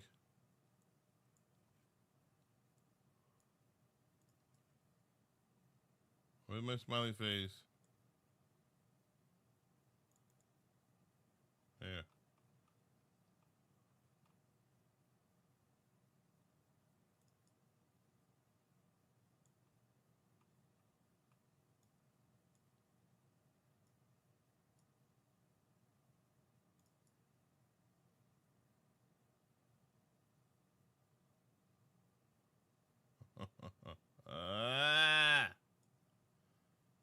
Smiley face. Here we go. Smiley face is back. Yay. Test and confirming tests for blood on the wipe portion and the screening test on the yellow-brown debris on the sponge. And what were the results? On the area A, from the wipe had confirmed positive for blood, and the yellow-brown debris on the sponge was positive as well, and that was preserved as a Q-limb sample. And then what did you do? Samples were preserved for potential DNA testing. I now would like to move on to 9-31, the cutting of the piece of rug from bag 5, that being image 1110. And that's exhibit 236. And I'd ask to publish that, Your Honor. You may do so. Do you recognize this? Yes, I do. And what observations did you make? This is the underside of the piece of carpet that had red-brown stains on it. And what testing did you do? I did the screening test and confirming test for blood. And what were the results? The stained area had confirmed positive for blood. And as a result, what did you do? A sample was preserved from this item as item number 9-31.1. And was this assigned for DNA testing? Yes. Looking next at 9-32, the Tyvek suit.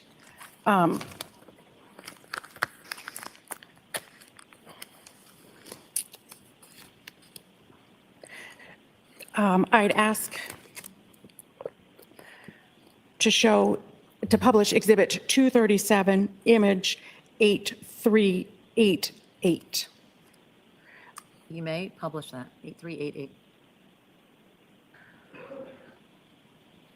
Mr. Sheehan, what observations did you make of the Tyvek suit?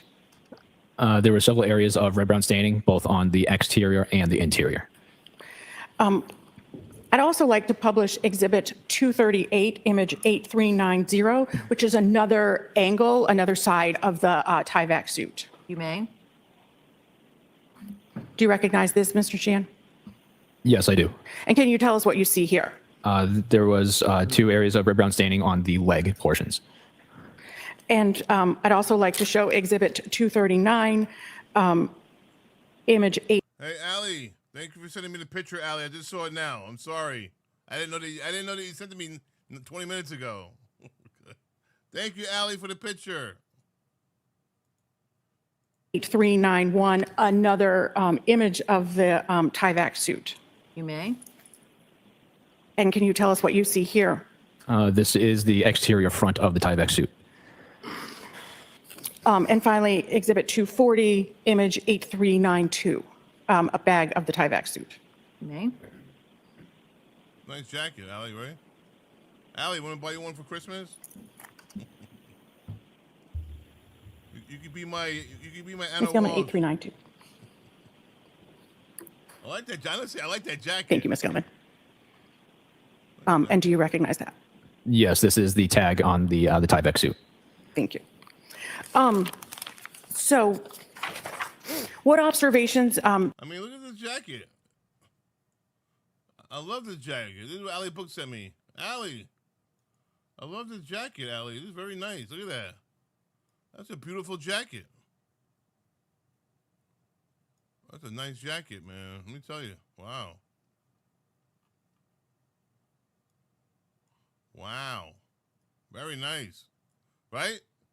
What do you guys think about the jacket? You think it's a fancy jacket, guys? What do you think? I think it's a beautiful jacket. Wow. Very nice. Very nice. I wish I could buy one for the mail. That's a nice coat. For a woman, find the mean men's one. Yeah, I know this is for women, Chloe. What are you talking about?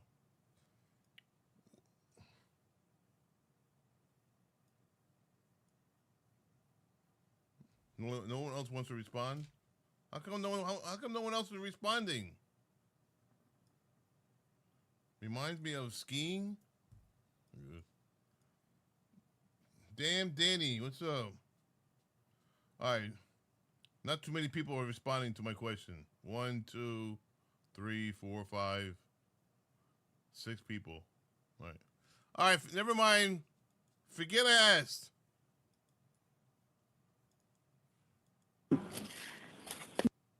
you told me about your observations. I apologize. What test did you do? I identified 4 areas of red brown stains for further testing, A through D.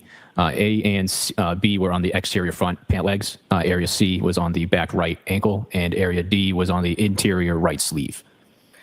And so what testing did you do? The screening test and confirming test for blood. And what were your results? On all 4 areas, A through D had confirmed positive for blood. And I'd ask to show Exhibit 241, image 8393. Hey, Brian knows. What's up, man? Thank you for becoming a member. I appreciate that, Brian. You already know. Run that shit, Brian. I don't know if you hear sound effects, but I'm playing sound effects right now. Drop it.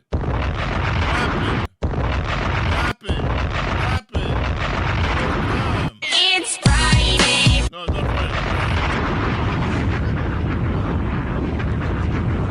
All right, thank you, Brian. That showing those results. You may show the results. As a result, what did you do? Samples were preserved from each one of these areas, as well as from the interior sleeve cuffs of the Tyvek suit. I put a link right up there. You want to see the link up there? You want to see the link? Here. Go check it out. Good luck. And why did you take a sample from the interior sleeve cuff? This is very similar to the reason why collecting from the unstained areas of the slippers. This is an area of high contact with the skin, so this was done for the collection of skin cells to identify a person who may have been wearing it. And were any of these assigned for DNA testing? Yes. And can you tell me which ones were assigned for DNA testing? Samples number 9- Jenny Ham Sandwich, how you doing? 32.1.1 was the sample from the interior sleeve cuffs.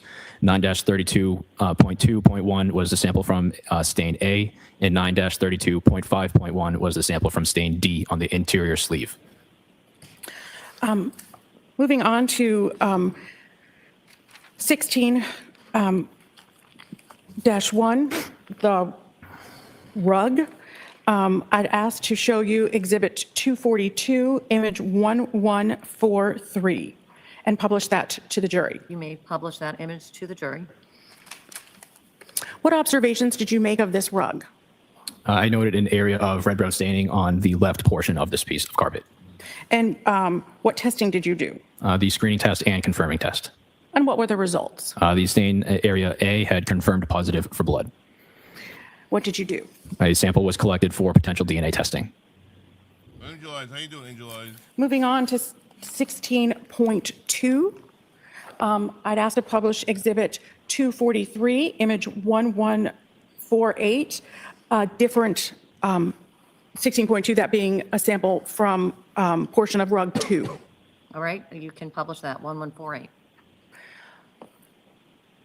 What did you note on this? What observations did you make? There were several areas that identified for testing stains A through F. And what testing did you do? The screening tests and confirming tests. And what were your results? On stains B through F, the screening test was negative, and on stain A, it had confirmed positive for blood. I'd like to talk about 16-3, a sample, that being rug number 3. I'd like to show you and publish to the jury Exhibit 244, image 1153. You may do so. What observations do you make, Mr. Sheehan?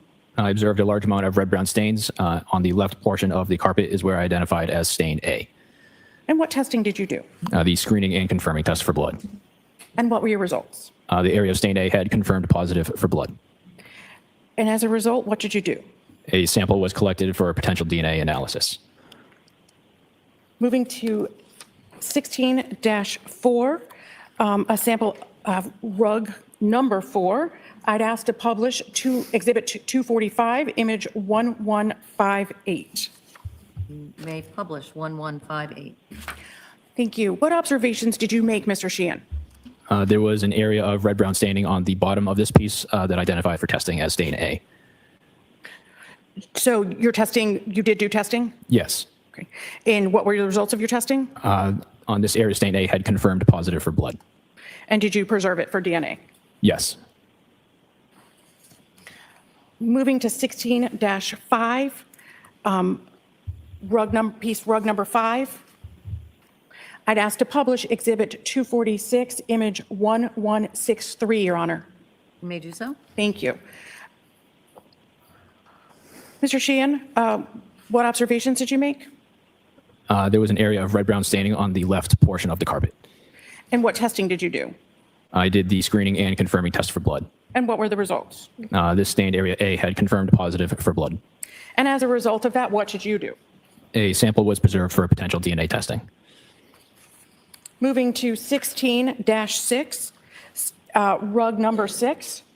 I'd ask at this time to publish Exhibit 247, image 1176 from rug number 6. You may publish that image, 1176. Thank you. What observations did you make? The note of the red-brown stains on the bottom left corner of this piece of carpet. And what testing did you do? The screening and confirming test. What were the results of your testing? This area had confirmed positive for blood. And what did you do? I preserved a sample from this area for potential DNA testing. No, Cat Randall, I didn't see your donation, bro. Thank you very much. What you're saying over here? Whoa, thank you all for your prayers and best wishes. Thoughts while I was on the mends. The Freak Show community is the best. You already know. Run that shit. Thank you very much for your donation, Karen. I appreciate that. You're welcome. I'm glad you're feeling better. I'm glad you're home and getting back to yourself and your normal, getting back to your normal self. So thank you very much, man. I really appreciate it. Run that shit.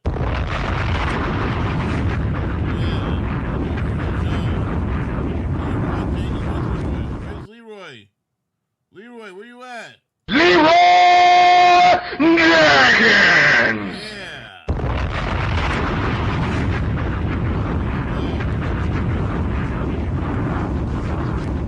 What sound effect do you want, Doc? Cat Randall? I gotta find out. I forgot your I forgot what sound effect you enjoyed. Anyway, thank you very much, bro, for your $10 donation. I appreciate it. Yeah. I want you to take me to Funky Town. Won't you take me to Funky Town? Wah wah wah wah wah. Wah wah wah wah. Wah wah wah wah wah. Wah wah wah wah. What the hell? Well, here, I'll give you this one. My name is Cat Randall. And the Godfather here. You want to beat it? You gotta beat me at war. I say, yeah. Come get me. Come find me. You motherfucker. There you go. There you go, Cat. Here. Goodbye, horses.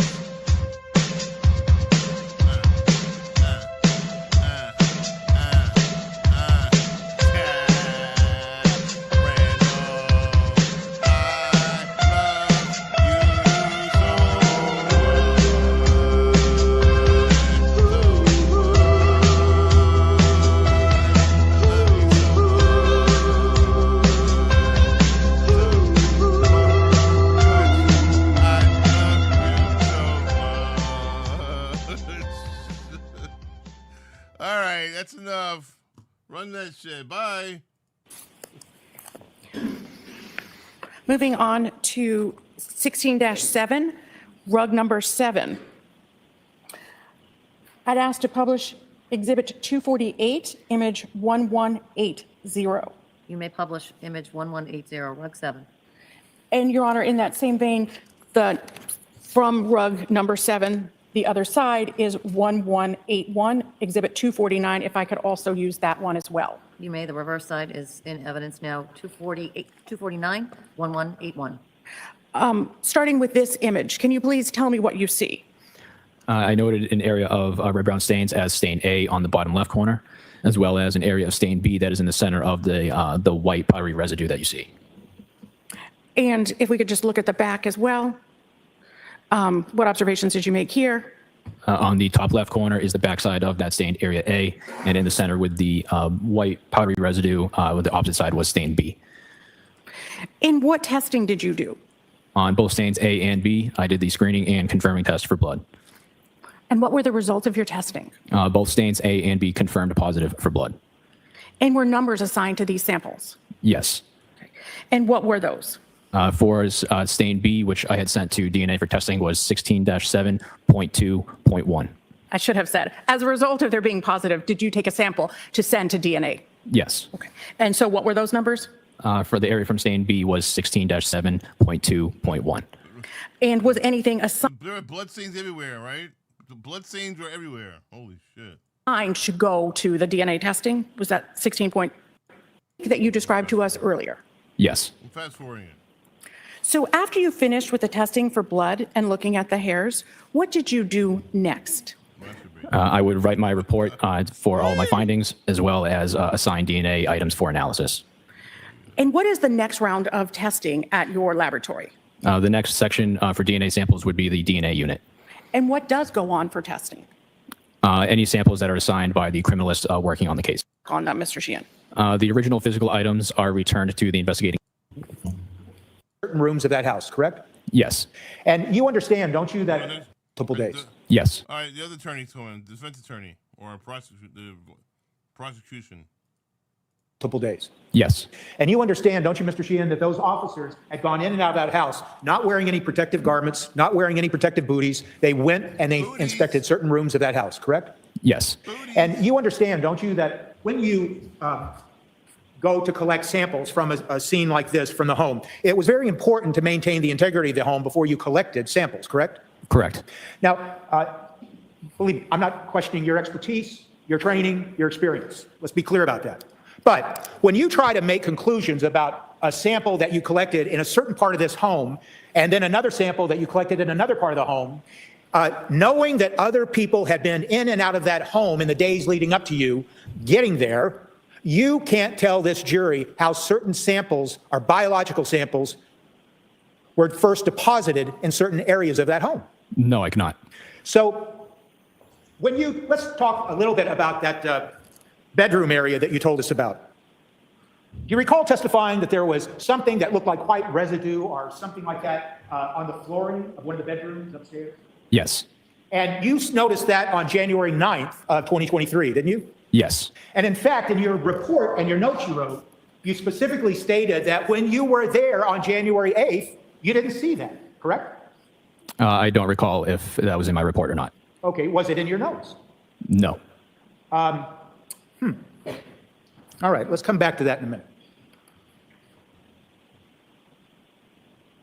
On January 8th, were you up in that bedroom where that area was? Now you told us about the white residue? No. So you understand, though, that other Mass State Police have been up in that room? Yes. And you understand that when you went up on the 9th, that's when you first saw what you have described to this jury, correct? Yes. Now, as a result of the observations that you made in that room, it's our understanding then that you caused, well, that's not entirely accurate, but in any event, there was flooring dug up in or around that area that you saw the white residue, correct? Correct. And that area covered that area that looks like from the exhibits, that area that was between the clothing, the pile of clothing, and placard tin, correct? Yes. And then well, I keep saying that. Did you ask that the flooring be removed? No. Okay, someone else did that. Correct. But then after that flooring was removed, you went up and examined that area where the flooring had been removed. Correct. Now, there is a reason, isn't there, why someone decided to remove that flooring? There's a reason for that, right? Yes. And the reason would be because they were looking to see if there was biological evidence that had deposited itself between the spaces between the wood flooring planks, correct? Yes. And that is a common thing that you have seen in your examination of flooring, that something like fluid blood or fluid biological, some other substance, flows between the crevices or where the flooring butts up against each other, correct? Yes. And Yes. when the flooring is then pulled up, now what you're looking for is to see if any of the biological fluid had deposited itself not only in the joints between the flooring planks, but then back on the subfloor where the flooring planks lay, correct? Yes. And after a thorough examination, after all of those flooring planks were dug up on that floor, you didn't find any evidence whatsoever of any biological substance that tested positive for blood. Correct. And you didn't find any evidence of biological substance that tested for anything else up there after they ripped out that floor, correct? Correct. There is nothing in the examination of that bedroom that indicates that any biological substance whatsoever had been deposited on the floor, is it? Yes, that is correct. Now, is that the same room that had a hole in the ceiling? Yes. And what did you do to test any of that area surrounding that hole in the ceiling in that same bedroom? I did not test it. Did you go up into the attic and examine the attic that surrounded that area where that hole was? No, I did not. From what I recall, that it looked like it was undisturbed. What do you mean by that? The insulation area. The insulation area in the ceiling? Yes, directly above the hole. So to you, when you say undisturbed, it looked like maybe someone hadn't even been up in the ceiling because the insulation had been undisturbed, correct? Correct. And so if someone had been up in the attic, and based on your experience and training, you would have expected maybe to see that insulation having been disturbed. Is that what you mean? Yes. And then did anybody point out to you, Mr. Sheehan, that the parts of the ceiling from the hole had been maintained in a drawer in that same bedroom? Yes, they did. And did you ever examine those pieces of ceiling? I recall visualizing them, but they had no staining on them, so I did not go any further with those. So just focusing now on the hole in the ceiling, you didn't see anything of any forensic significance. Can I put it that way? Yes. And when you noticed the insulation in or around that hole, you didn't see that it had been disturbed as if somebody had been up in that attic, right? Correct.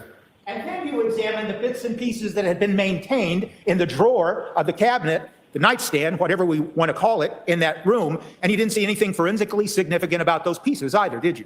Correct. And then as we talk now about the flooring that was pulled up and examined in that same room, you didn't find anything forensically significant about that flooring, did you? Correct. You have, and is that the same room that you saw what you thought were red and brown stains in or around the burn area? Yes, stains H and I. Okay, and what did those stains turn out to be?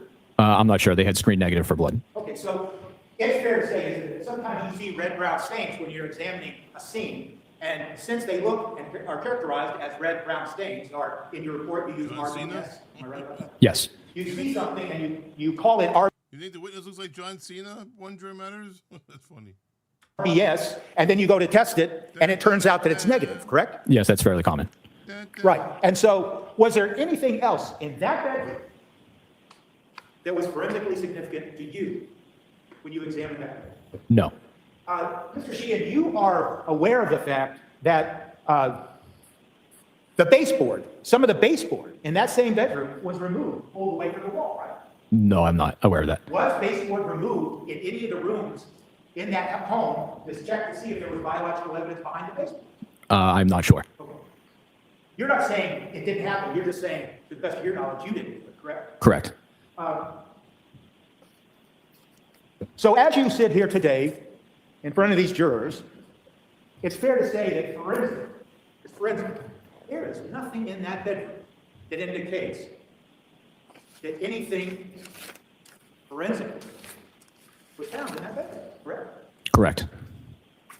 And you have no idea when you talk about that white residue on the floor that you saw on January 9th, you have no idea what caused it, correct? No.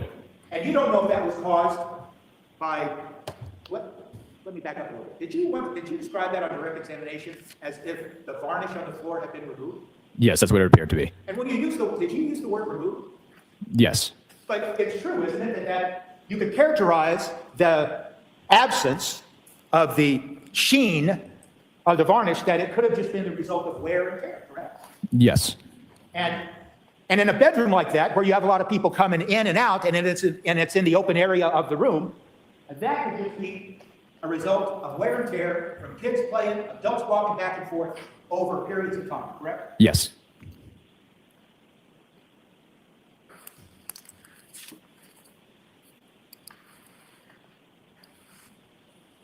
Did that bedroom have a closet to it? From what I recall, it was like it was a closet, but there was no doors on it, if I recall correctly. And did you examine the interior of the closet? Yes. Did you find anything of forensic significance in the interior of the closet? No. Did you find anything of forensic significance on the door trim or anything of the sort? I did not. When you examined that room, Mr. Sheehan, was there a bed in there? Yes, there was. And did you examine the bed? Visually, yes. And did you do any testing on any parts of the bed? No. Did you notice that on the bed, in that bedroom, there was in fact sheets and bedding still intact there, correct? Yes. And did you cause to test any of the bedding on that bed in that room? No, there were no visible stains for testing. Okay. And it's fair to say, isn't it, when you're examining a scene like this, even though you don't see visible stains, you may, based on your training and experience, think, well, maybe I should just check that to see if there's anything there that I can't see with my eyes, correct? Correct. Now, you have tools, don't you? You have chemicals. You have processes that you've been trained on, so you can see, and if you can detect, the presence of a biological substance that you cannot visually see, correct? Yes. And can you just tell the jury a little bit about that? It's called a general screen. This general screen process could be done on any area of surface as long as it's hard or even in fabric of nature. It's called a general screen because there's no visible staining on it. Are you familiar with the word occult? Yes. Occult blood? Yes. Means non-visible. And so it's fair to say that you have been trained and you have experience where you can try to find or detect the presence of occult blood, correct? Yes. And in this case, in this home, in this room, you didn't even see any cause or any reason for you to check if there was occult blood or anywhere in this room. Correct.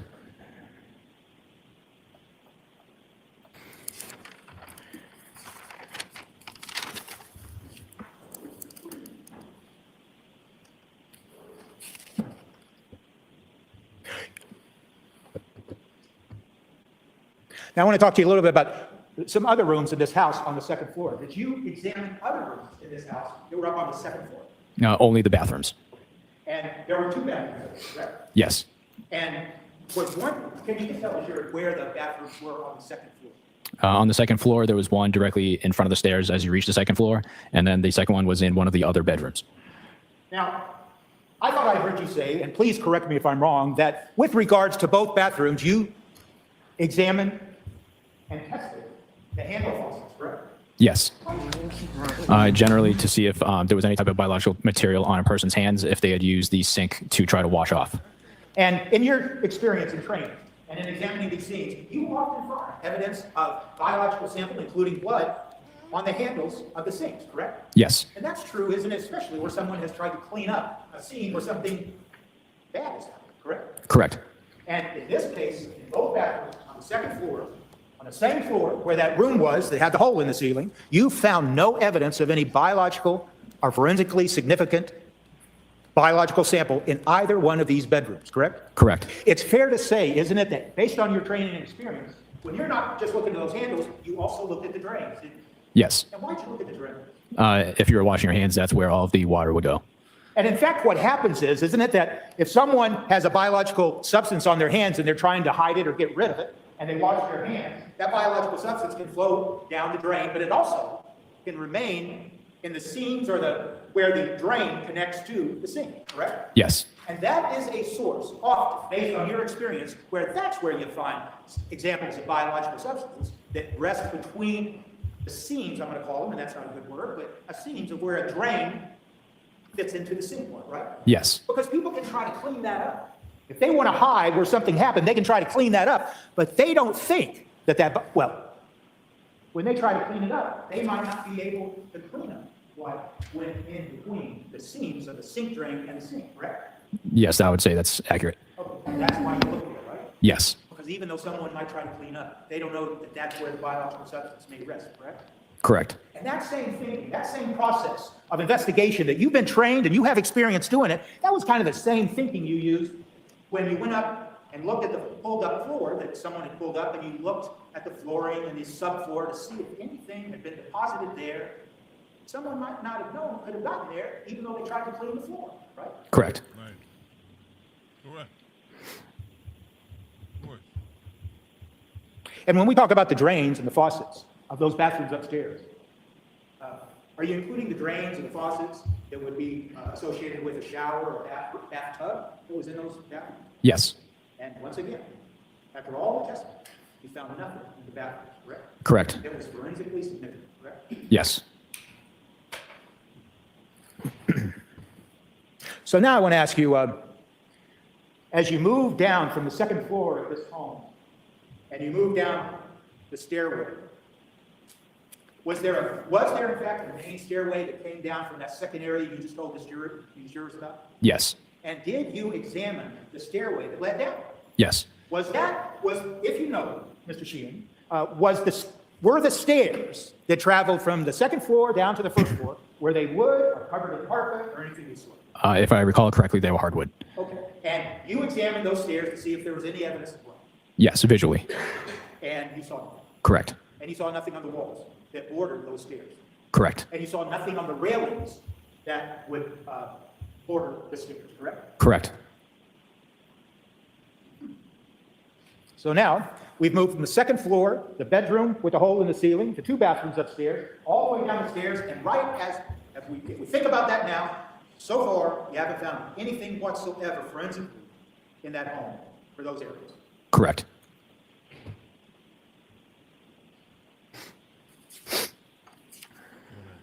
Is that a good place to stop for today? It's the best place, yes.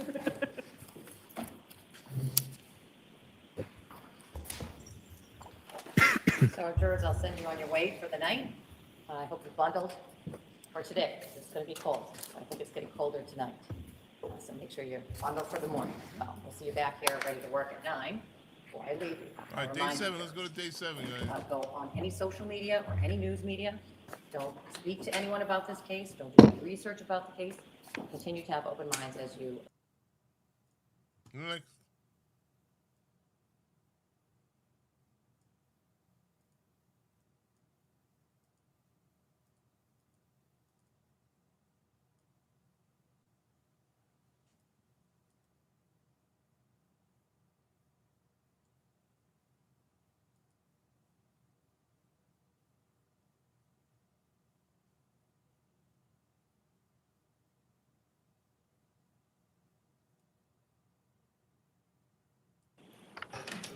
Yes, we.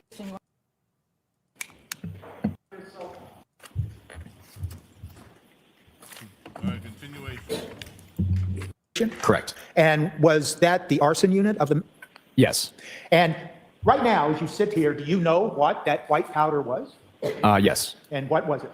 From what I recall from the report, it was baking powder. Okay, it's baking powder. And Mr. Sheehan, you've seen photographs of the rug that was found impeded in the dumpster area, and you've seen photographs where there are additional clumps of what appears to be baking soda or some other substance, correct? Correct. And if you know, on those other portions of the rug where you see those clumps, is it your assessment that that's also baking powder? I don't know. It was not tested. You would agree, wouldn't you, with me, Mr. Sheehan, that throughout the home that was searched in Cohasset, that not only was there certain items seized that may have been opened, for instance, bottles or containers found in the basement, but there was also items that appeared to be never opened or ever used, correct? In regards to what bottles? Like, what bottles are you talking about? Well, I'm actually talking about some of the cleaning items that were located in the basement, the mops, brooms, buckets, pails, some of those having the label of Lowe's. They didn't appear to have been used for any reason. Correct. And so, if you recall, you testified yesterday about a cabinet that was up above the refrigerator in the kitchen, and you said that in that cabinet there was a knife and also a bottle of hydrogen peroxide, correct? Correct. And was that hydrogen peroxide that was found in that cabinet up in the kitchen above the refrigerator, had that been opened? Not that I recall. Okay. So it's fair to say, without going down an exhaustive list, that there were numerous items found in Cohasset that had apparently never been used for any purpose. They were still in, for lack of a better phrase, brand new, unused condition. From what I recall, but I didn't specifically look at each and every item. Okay. It's fair to say, isn't it, that in an investigation like this, you're looking for red-brown stains because you told us on direct examination that you were looking for blood, correct? Yes. And it's fair to say that in no report that you wrote did you ever use the phrase blood spatter or anything similar to blood splatter, correct? Correct. And so it's fair to say that you did not determine that what you saw anywhere in the house was indicative of blood spatter evidence, correct? That is correct. And if you can, sir, can you tell the jury briefly, or in your own words, what you consider to be, as a forensic specialist, blood spatter evidence? Blood spatter in general is blood in flight. And it results from somebody, perhaps, stabbing someone with a knife, and in the movement of the knife, blood evidence flies off the knife and spatters onto a surface, correct? Yes. And then when you see blood spatter, then you would analyze it, and you would look for directionality and things like that to determine the directionality of the blood flowing from an instrument, correct? I wouldn't be doing that. It would be a assigned bloodstain analyst. It would be done in the lab, however, just not by me. All right, and I apologize. I really wasn't implying that you would do it, but in describing what blood spatter is, you would agree that that's what some analysts that may examine biological evidence found at the scene, that they would analyze it in that way, to look for directionality and things like that. Yes. And there was nothing in this home that you're aware of that could be described as blood spatter. That is correct. You were also asked a question yesterday on direct examination about luminol toward the end, the very end of the direct examination, correct? Yes. And you gave a brief definition for the jurors of what luminol is, correct? Correct. You saw no evidence of any container that had contained anything like luminol in the Cohasset home, did you? Correct. And in fact, you have no evidence that luminol was ever used in the home in Cohasset by anyone, correct? Correct. I want to ask you something a little bit about this testing, the instrument that you used for testing. Yesterday, you referred to swab K in Exhibit 216, photograph 1066. If I could have, if you don't mind, Exhibit 216, Ms. Gilman. And those are the swabs that you would then use, that you collected from some of the basement floor stains, the A through G, correct? Yes. And could I now have Exhibit 217, photograph 1067? That, what we saw yesterday is, that is a Ceratec instrument, so to speak, that the Mass State Police uses to then analyze something like a stain you would find on the floor, like you did in the basement, to determine if it was blood, correct? Correct. And that, can you tell the jury, when you talked about screening tests and confirmatory tests, was that the screening test or a confirmatory test? This is the confirmatory test. Now, there are certain protocols that you, as a forensic analyst, have to use the Ceratec product, right? Yes. And without going into it, I think it's fair to say, and you tell me if I'm wrong, whenever you use that instrument, you used it correctly, didn't you? Yes. And you don't have any reason to believe that the results that you relied on in testing the biological evidence in this case, that the evidence that flowed from this Ceratec instrument was erroneous, correct? Correct. You would agree, wouldn't you, that these instruments are very sensitive, correct? Yes. And the protocols actually suggest that using this instrument that you shouldn't use a liquid that is undiluted because it may overwhelm the instrument. So you dilute it, correct? Correct. In fact, the sensitivity of the Ceratec HEM instrument that you used, by the way, HEM, H-E-M, does that stand for hemoglobin? It is I believe so. I'm not sure if it stands for hemoglobin or not. Okay. Well, let me ask you this. That is the substance in the blood that this testing instrument is testing for, correct? Yes. And it's sensitive to the point that it can determine the presence of hemoglobin at the quantity of 20 nanograms per milliliter.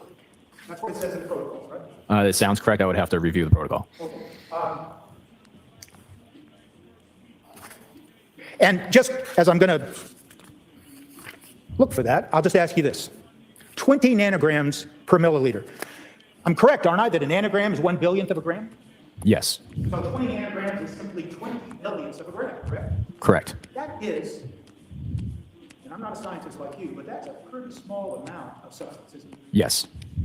It's something that you can't even see with just your plain old eyes, right? Correct.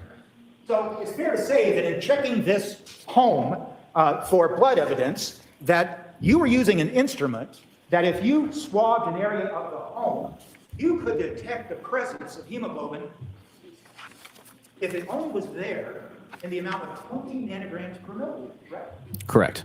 And the only place in this home in Cohasset that you found anything of blood evidence of significance were those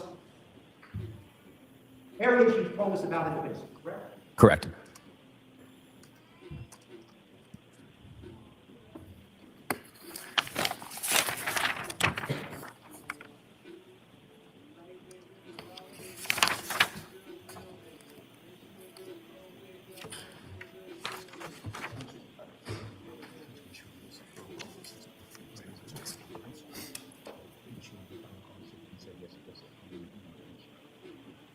May I approach you? You may. You mentioned the protocols and that it sounded right when I said 20 nanograms per milliliter. I'm just going to show you page 2 of the protocols. Just ask you to read it to yourself. And after having done that, if you could just look up and tell me you read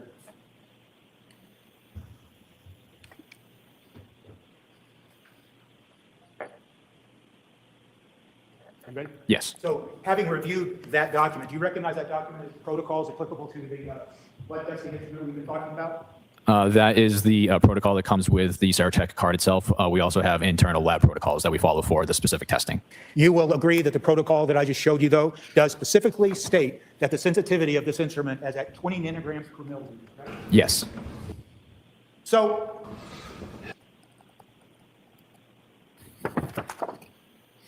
when you collect biological evidence at the scene, you're not trying to quantify what it is you're finding, correct? Correct. So it could be a very tiny amount, correct? Yes. And that tiny amount, and we're talking about something of 20 nanograms per milliliter, you didn't find anything even in the amount of 20 nanograms per milliliter.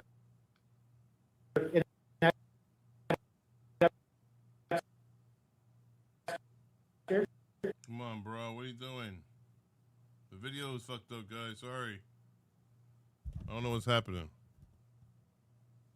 That you examined, correct? Yes. Yes. No, you did not find it. Correct. That's fine. It's my fault. And you did not find it anywhere in the kitchen area, correct? Correct.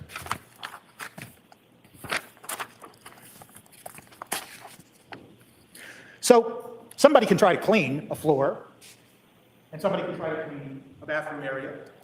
But if they leave something as small as 20 nanograms per milliliter of biological evidence, this instrument that you rely on could detect it, correct?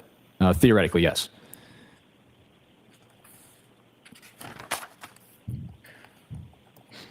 Could I have exhibit number 97, please?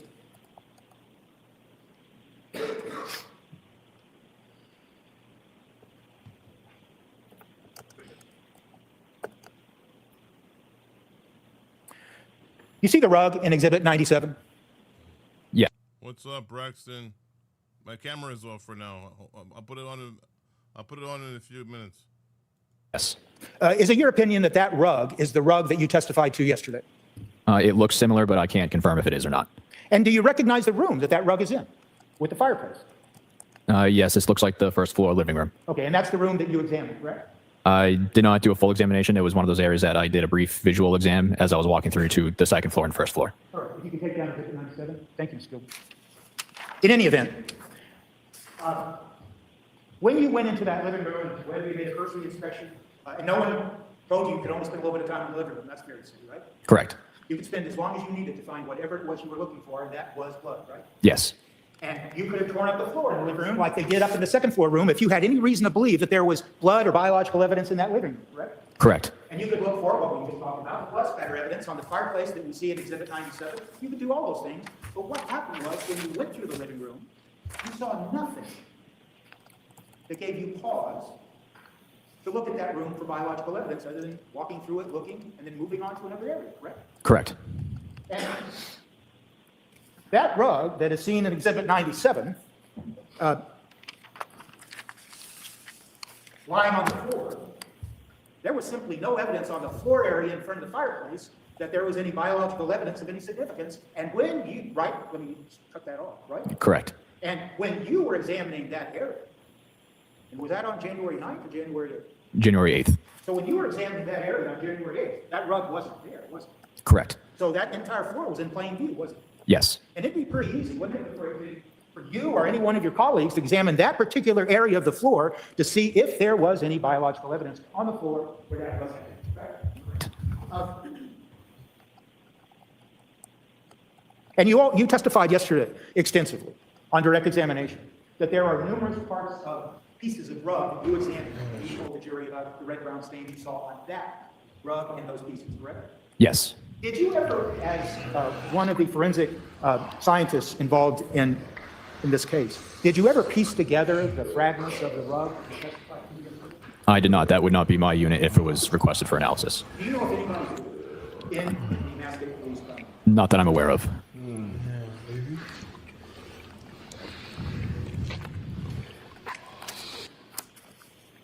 I want to turn your attention now briefly to the knife that you testified to yesterday that was found in the cabinet above the refrigerator, okay?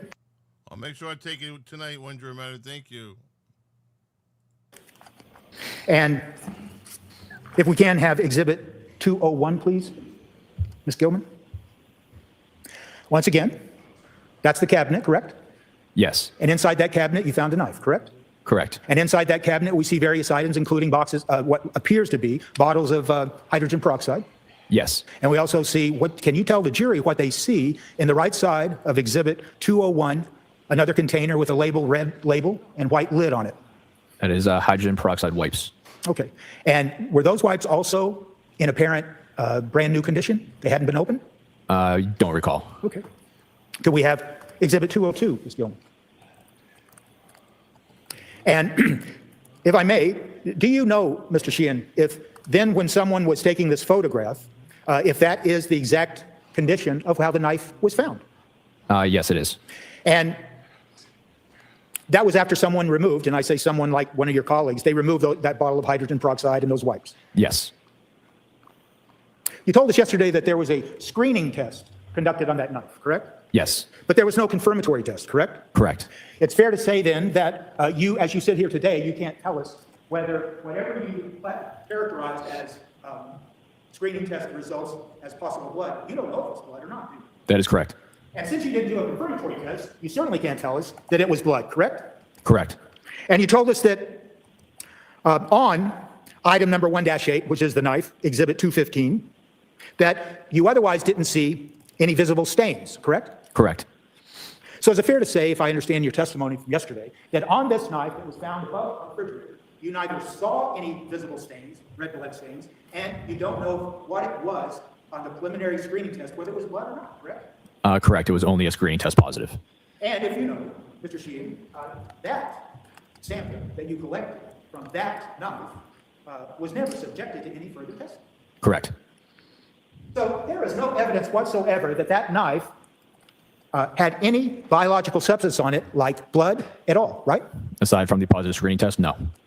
But the screen test doesn't tell us it's blood. That is correct.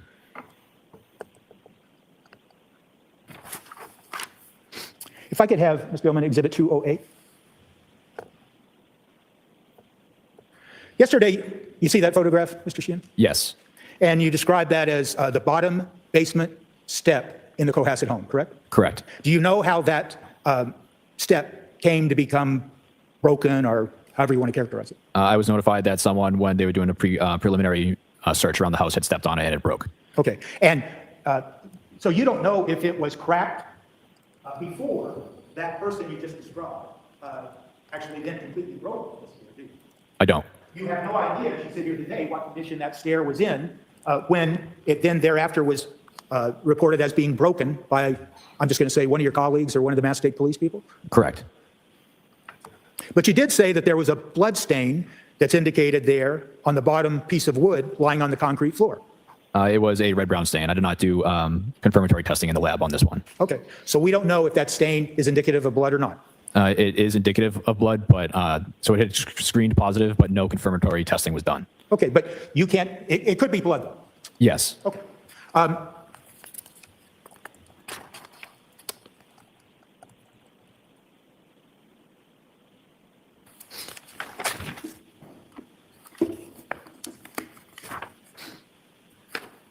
Can you tell us, Mr. Sheehan, that who specifically from the Mass State Police Crime Lab, other criminalists, were there examining the home on January 8th and January 9th? On January 9th, briefly, Davis Gould was there before he had went to do the Volvo and to do the examination at the trash collection site. And also, do you know a trooper named Stephanie Devlin? Yes. And she was there, correct? Correct. She's assigned to the crime scene services section. She's the one that took a majority of the photos. All right. And she was involved in also not only taking the photos, but was she also involved in conducting and assisting in conducting latent print examination? Yes. And who else was there? I would have to refer to my notes. There was a large amount of people there from both the crime scene services section and the detective unit. Do you know of anyone named Sullivan? Heather Sullivan? Well, there's two, I guess. Heather Sullivan. Tell us about Heather Sullivan. She was assigned to the crime scene services section, and I believe she was the one who took photos of everything at the trash collection site. Okay. Are you familiar with any other Sullivan who was a trooper that was at the scene examining the home at Cohasset? Not off the top of my head. All right. And could you just estimate, as the best you can, how many people from the Mass State Police were there examining the home? Let's start on January 8th. I would approximate about 10. And how about January 9th? Once again, we understand it's approximate. I'd say about 15. And it's fair to say that both on January 8th and January 9th, that those people were there for all day doing their work, correct? Correct. And their work included looking for any evidence and examining every single room in that house for it, correct? Correct. When you differentiate between the crime lab and crime scene services, can you just briefly, once again, tell the jury the difference between the two units? So the crime scene services section is essentially the sworn division of criminalistics. They do all of the testing for fingerprints and any type of impression evidence, as well as documentation with both photo and video. We are both criminalistics and crime scene services are under the umbrella of the crime lab. So they're trained professionals with combined years of experience looking for any and everything that could be significant in the investigation of a case, correct? Is that fair to say? Yes. And when you're working with groups like that, number of people, 5, 10, is it fair to say that when you get together at a crime scene or where you think a crime was committed, you collaborate, you talk with each other about what you saw or what you might not see? Is that fair to say? Yes. And it's fair to say that in the course of an investigation like this, you would then review perhaps your colleagues' reports or their notes, so you have a better idea of the entire scope of the investigation. Correct. And you rely on those reports, don't you, to be accurate and to reflect what was found at a scene, correct? Yes. And so there's something called field notes that you and your colleagues. Yes. And what you do is and tell me if I'm wrong, you fill out specific things in handwriting as you're making observations, or shortly thereafter, and then later on, you take those handwritten notes and you put them into a typewritten report, correct? Correct. And those field notes are included in the file and the case-related file, the criminalist file, the CSS file, regarding a particular case like this one, correct? Correct. Now, yesterday, I asked you if you were aware of that in one or more rooms, if base had been removed to examine a particular room, correct? Correct. And I apologize. Hey, Cat Randall, thank you for sharing your picture of your setup and your IV bag. Were you right here? You wrote that. What you right here?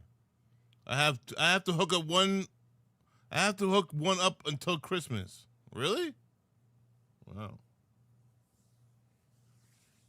It's a lot of liquid, bro. But I do appreciate my YouTube channel in the background. That's really cool, man. Thank you very much. I feel honored when I see something like that. You know.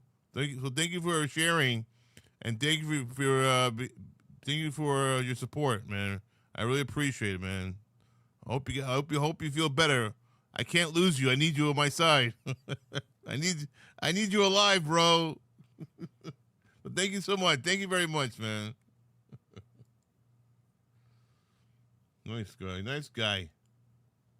I implied that it was one of your reports. You said I don't remember.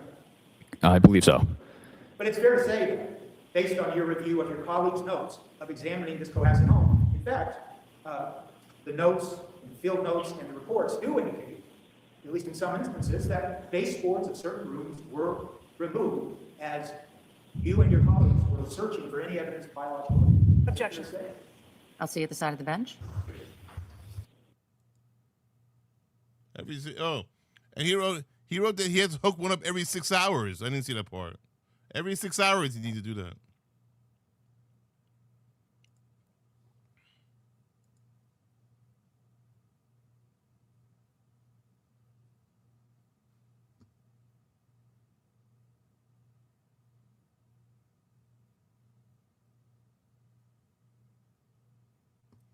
Yeah.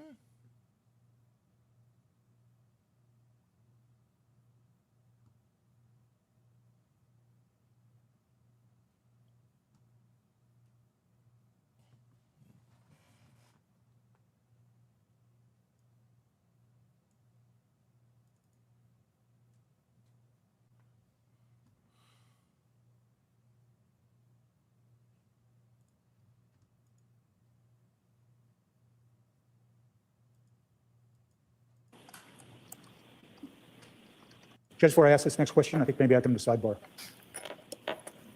Yes, you may. Oh my God, another sidebar? Holy shit. What's going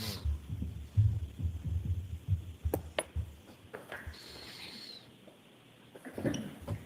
Mr. Sheehan, you told us a moment ago that you do collaborate with your fellow colleagues at a scene like this, Yes. and that you do review their reports and their notes so you get a better picture of the entire scope of the investigation, correct? Correct. And you said you acknowledge that you know who Trooper Devlin is, correct? Correct. And did you in fact review her reports in conjunction with all your other colleagues' reports specific to the examination of the home at Cohasset? Yes. And it would be pretty important, wouldn't it, Mr. Sheehan, for you to look at something in this particular home, Cohasset home, on January 9th, and it would be important to you to know that that's something like discoloration on the floor that you observed on January 9th had not been observed there on January 8th. Would that be important to you in assessing the scope of the evidence that was being looked at? In regards to my examination, I don't believe so. Okay. Do you recall reviewing Trooper Devlin's notes regarding whether the discoloration on the second floor bedroom was not seen on January 8th? I would have to actually review her notes again. I definitely reviewed her report, but in terms of her actual field notes, I did not review. I asked the court's permission to approach the witness with the report. I'll see you at the side of the bench.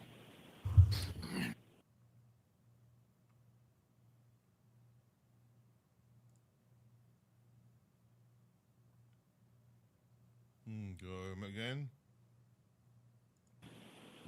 On January 8th, but was seen on January 9th? In terms of her report, I did not visualize the bedroom on the first day, so I can't say for certain if it was there or not. I would have to go by her report. So her report does not refresh your recollection? Correct.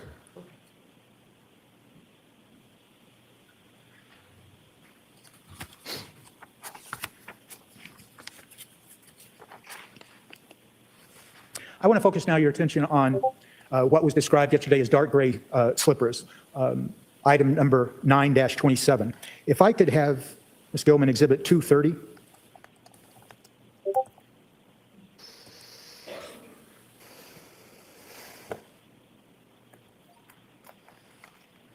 You recognize that, don't you, Mr. Sheehan? Yes. And that is an item that has been marked as 9-27? That is correct. And you described for the jury yesterday that there was red-brown stains on both sides, correct? Correct. Top and bottom, correct? Yes. And you went into some detail on direct examination describing how you took pains to try to collect samples from the interior of Exhibit 230, item 927, to try to find, quote, skin cells. Do you remember that? Yes. And you were purposefully trying to avoid collecting red red blood cells or collect samples from what you perceive to be red blood cells. I'm sorry, red blood stains. Yes. You actually used the word control. Do you remember that? I don't. Okay. You did use the phrase to avoid, quote, cross-contamination, correct? Yes. What did you mean by cross-contamination? During a sample collection, if there are visible red-brown stains in an area, I would try to avoid that when collecting for potential recovery skin cells. Knowing that these red-brown stains could be potentially blood, I wanted to avoid combining a skin cell collection with a blood collection. And what was the purpose then of trying to collect, quote, skin cells, epithelial cells? The skin cells themselves would help identify a person who would have been using the item or wearing them how they would normally be worn. And you have no direct knowledge of of who these slippers are, do you? I don't. And you have no direct knowledge how any of the red-brown staining came to be onto this exhibit 230, do you? I don't. And do you, in fact, know, Mr. Sheehan, exactly where these dark gray slippers were found? I don't recall which trash bag, but they were recovered from the trash collection site. And so do you know what specific bag these slippers were found in? No, I don't. And I'll just ask this, we understand. You then can't tell the jury what other items were found in the same bag that these slippers were found in, correct? Correct. I would have to review the case file. You are aware of the fact that a number of bags, black bags, were found at a dumpster site in Peabody, correct? Yes. Did you ever go to that dump site? I did not. And you are aware of the fact that there was a compactor. Aside from the dumpster, there was a compactor that was also searched that resulted in the bags being found, correct? Yes. And a compactor is different than just a dumpster bin. It's a compactor that pushes items and condenses them into a smaller physical size so it can collect more trash or garbage or debris, correct? Correct. So it's fair to say that when you're concerned for cross-contamination, and you were taking pains, as a forensic analyst would, to try to avoid cross-contamination, it's fair to say that when things are put into a bag and compressed by a compactor, they are pressed together with whatever else is in that same bag, right? Objection. Overruled. Correct. And so when they are pressed together in a compactor, they are pushed together and they can't then be cross-contaminated, correct? Objection. You can answer it. Correct. And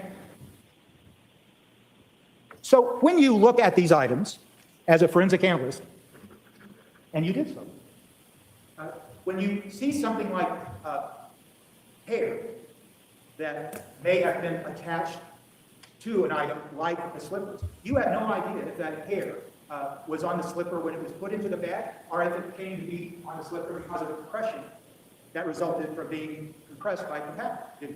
That is correct.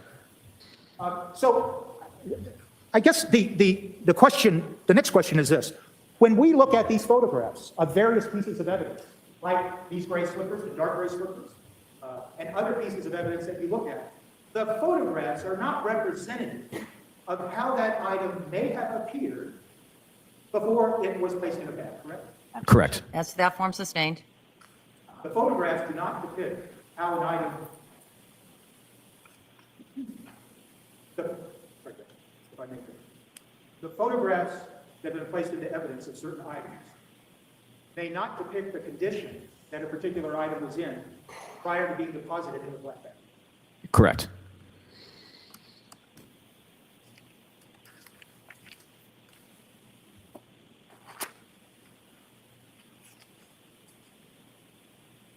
Could you take that down, Ms. Gilman? Thank you very much. And yesterday you testified to some hair that you examined, correct? Correct. And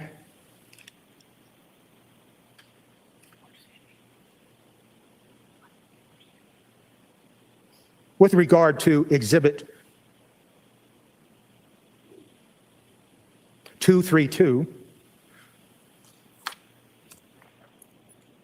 you examined two of the hair fibers that you found, correct? Yes, from item number, I believe it was 9-18.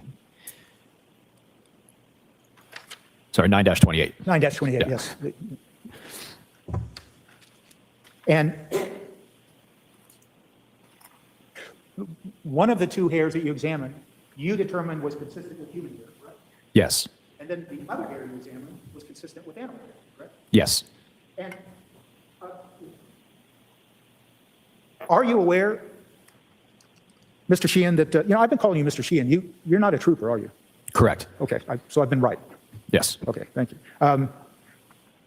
Are you aware of the fact that there was an animal that also resided at the Cohasset home? Yes. During this period of time? Yes. And and are you aware of where this hair that you were examining, Exhibit 232, was found in the Cohasset home? From what I recall, it was found from the trash area. Okay. The trash area of Peabody? The trash collection site. Okay. And you also told the jurors yesterday about another exhibit of hair, Exhibit 250, correct? Which exhibit is that? That was a hair clump? The item number was 16-12. Okay, could we have Exhibit 250?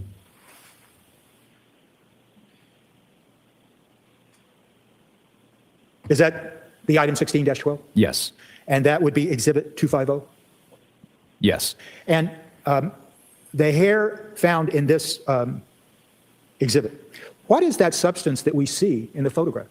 I do not know. So it was never examined? No. And of course, it'd be very important to determine if that substance that we see in this exhibit, if that substance that the hair rests on was skin tissue or anything of the sort. Visually, it did not have any visual similarities to skin tissue. Okay. So there's no question in your mind, as a forensic analyst, that that has anything to do with someone's skin tissue. But as you sit here today, you don't even know what it is. Correct.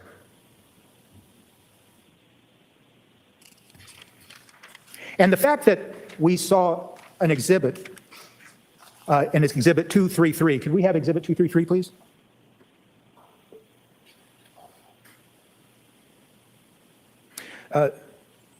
This exhibit was indicative of Exhibit 232, and it's the hair that you described as consistent with human hair, correct? Correct. And it's the root section, correct? Yes. And you'd agree, wouldn't you, that a hair that contains the root, that hair falls out naturally, correct? Yes, it does. And there's nothing to indicate nefarious about the fact that there is a root attached to this hair? Correct. It's just the fact that when you examined this, you examined it with the protocols that you used, and you made a determination based on its structure, as the term you used, that it was consistent with human hair, correct? Yes. When you use that phrase, consistent with human hair or consistent with animal hair, what you're saying is you can't say positively that it's human hair, but it's consistent, correct? With this root, you can confirm it's a human hair. If it did not have a root, it would have to be consistent with. Okay. With regards now to these various items and tools that you testified to yesterday, and I'm talking about the hacksaw and the hammer and things like that, correct? Yes. All of what you told this jury, and without repeating later, all of that is, it's fair to say that you're unaware of exactly where those tools were found, other than they were found in that compactor dumpster area that you, correct? Correct.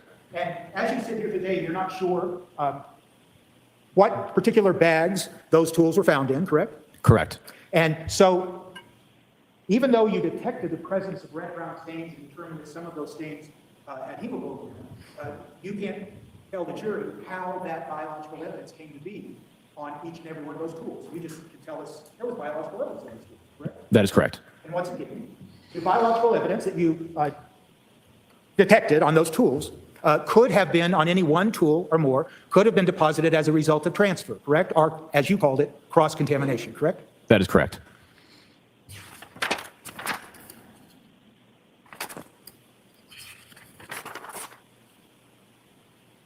Let me just ask you a couple of questions about the testimony regarding the hatch that you testified to about yesterday, right? Yes.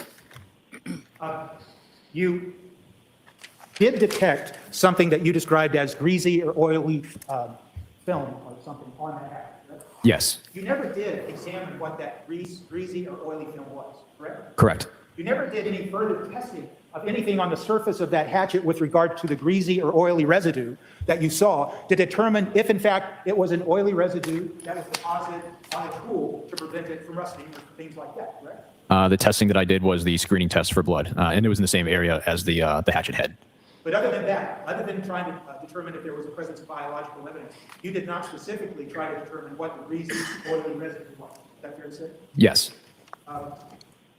And you certainly didn't, well, I shouldn't put it that way. You didn't take any effort to try to go to a particular store, find the exact same tool, and see if that tool contained a greasy, oily residue, did you? I did not.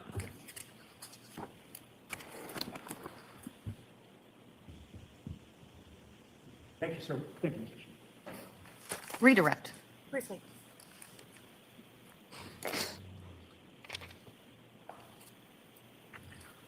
Mr. Sheehan, do you test all areas of a potential scene? I do not.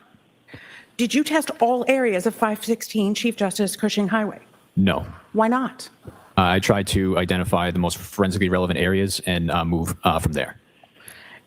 And what are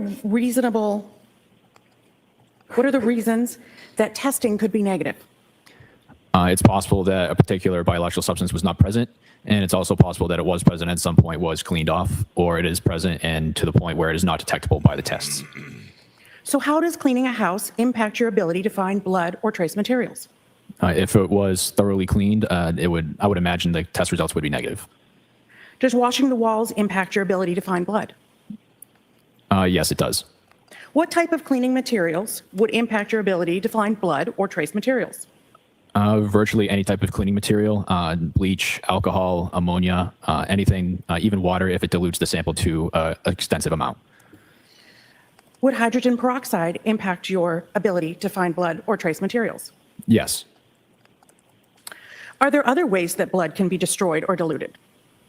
Really any type of cleaning materials, as well as environmental factors such as extreme heat. Did you test? Actually, if I could have published for the jury, Your Honor, Exhibit 21.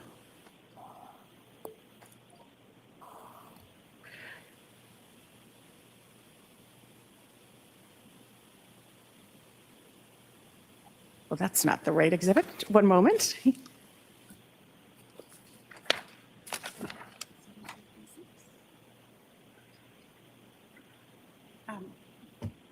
Skimmin, we're looking for 7236. Photo 7236.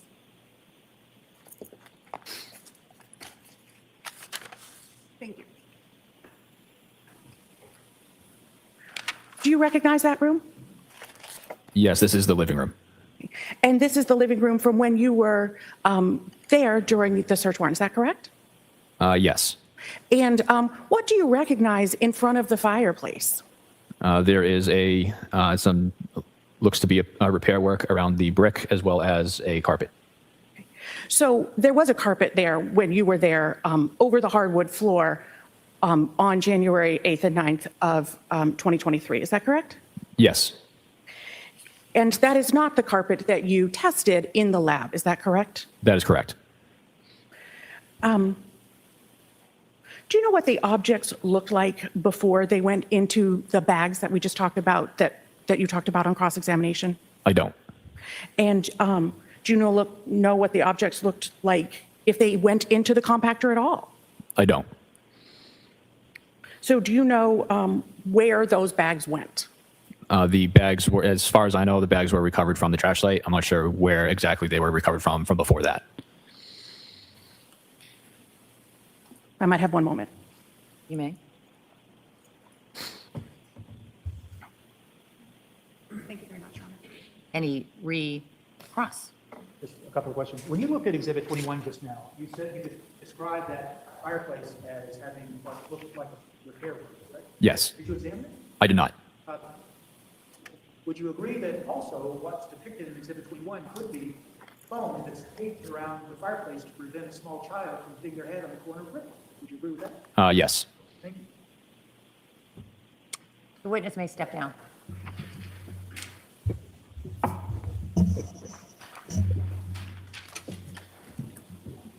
Jurors, in light of our late start today, I'm going to keep on. Everybody good? Guys, it's 2 a.m. It's about that time to hit the bed, man. How you guys feeling? I don't know. Time flew by. I can't believe I can't believe I'm up still. I'm half asleep. Honestly, the coffee keeps me awake. So I'm going to bed. Polka Dot Susan, I'm going to bed. Sean, Nightbot, Braxton, Jenny, Ray Ray, Wild Dog, One Jury Matters, Sean B, Jenny. I'll be back tomorrow, guys. Every day, pushing through this trial. Almost done. Cat Randall, thank you for your donation, Cat Randall. I appreciate that, bro. And Brian P. Works, thank you for becoming a member. You know what? Let me give away. I'm gonna give away a membership. Let me give away a membership. Well, I gotta shave tomorrow. I gotta shave. Guys, you guys like women? Do you like facial hair or no facial hair? I'm asking the women, not the men.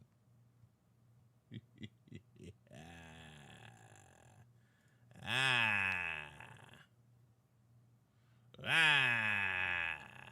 right, hold on. All right, hold on. Okay, hold on. Okay, hold on. Okay, hold on. All right, so let me see here. Where's this plan? But we had interactions. People spoke at times, and yeah, we were in the same. Like 8. Yeah, we're on day 7 now. All right. Yeah, we halfway. We gotta do day 8 and day 7. Oh my God, it's a lot of work. We missed the whole. Yesterday was day 8. Tomorrow's gonna be day 9. I gotta stream tomorrow. Same room. Okay. I wasn't gonna live stream tomorrow, but I gotta keep up. I gotta keep up. All right. So hold on. Don't leave. Hold on. Don't leave. Hold on. All right, I want to buy a membership, guys. You ready? Let's go. Who's gonna get the membership? Let's go. Run that shit. Membership gifting. Here you go.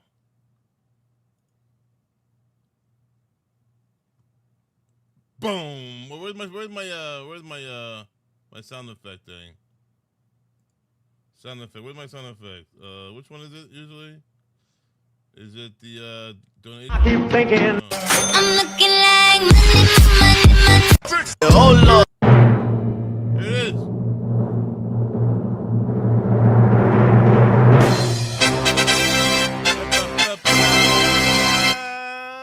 Who's gonna get it? Who gets the winner? Who's the winner? Music, what? Music, movies, and chill? What the hell is that? Well, congratulations, music, movies, and chill. I'm not sure who you are. It sounds familiar name. Who is that? I'm trying to look at their picture. Let me see. Music, movies, and chill. Music, movies, and chill. Music, movies, and chill. Music, movies, and chill. Music, movies, and chill. Music, movies, and chill. Music, movies, and chill. Where is she?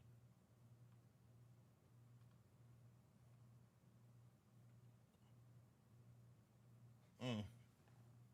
She's not showing up on my page here. Here. Music, movies, and chill. Her picture is not showing up. Her picture shows up over there, but her picture doesn't show up on my streaming thing. Oh, man. Come on. All right, I want to do one more. I want to do one more. One more. You guys ready? One more. Let's go, baby. One more. And I'm going to bed. One more. And I'm going to bed. All right? Music, movies, and chill. Music, movies, and chill. Music, movies, and chill. Music, movies, and chill. My neck hurts. Got a stiff neck. All right, here we go. You ready? Here we go. And here we go. One membership gifting. Let's go. You guys ready? Here we go. Where's my thing? Where is the thing? I forgot. There it is.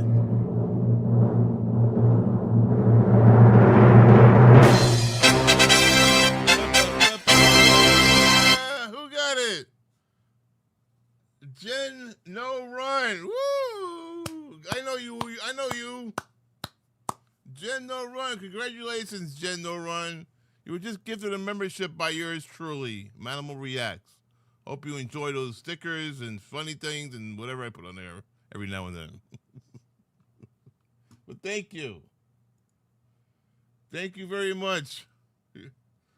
Congratulations, Jen No Run and Music, Movies, and Chill.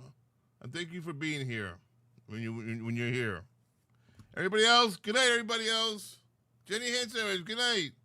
Polka Dot, Ray, Sean B, Jen No Run. And whoever else is here. All you guys. All you beautiful men and women out here. I'll be back tomorrow. Good night. See you tomorrow. Exactly. See you tomorrow. Bye. Let's go. Oh, man. Ugh.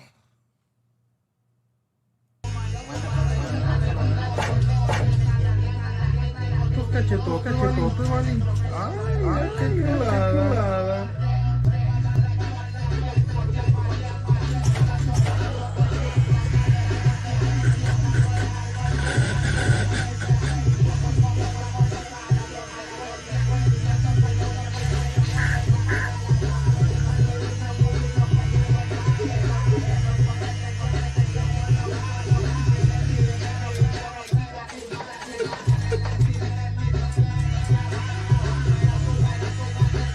So Brian. Let me have you, Brian.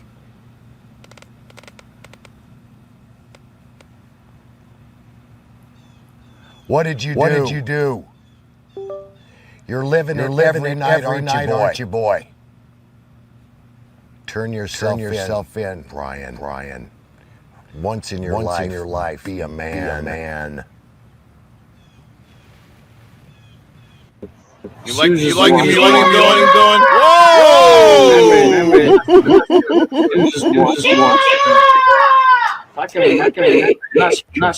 She was just watching. Remember, no, she wasn't doing that. I was just saying she was talking. Got it. But she was mainly watching pop. All right, guys, good night. I love you all. Run that shit. Bye. She was young. She was beautiful. She was chasing her dreams. She was excited. She was hopeful. She was in love. She wanted a partner. She wanted support. She wanted to be cherished. She trusted him. She was anxious. She was overwhelmed. She took responsibility. She was scared. She was manipulated. She was abused. She didn't deserve this ending. She didn't deserve the abuse. I will say her name. I will share her story. I will spread awareness. And I will use my voice because hers was silenced. Her life was stolen, but her legacy will live.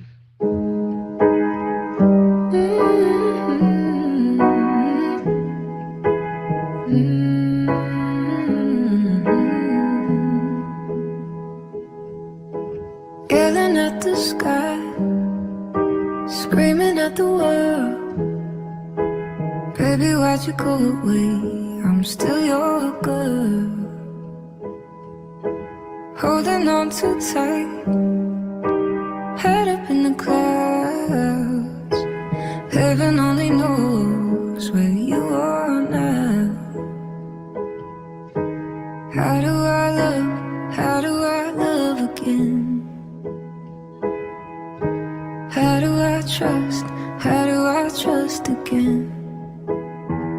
I stay up all night, tell myself I'm alright. Baby, you're just harder to see than most. I put the record on, wait till I hear our song.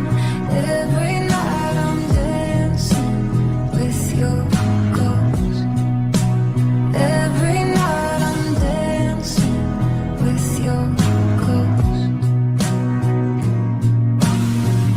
got the chance to say your last goodbye. I gotta move on, but it hurts to try.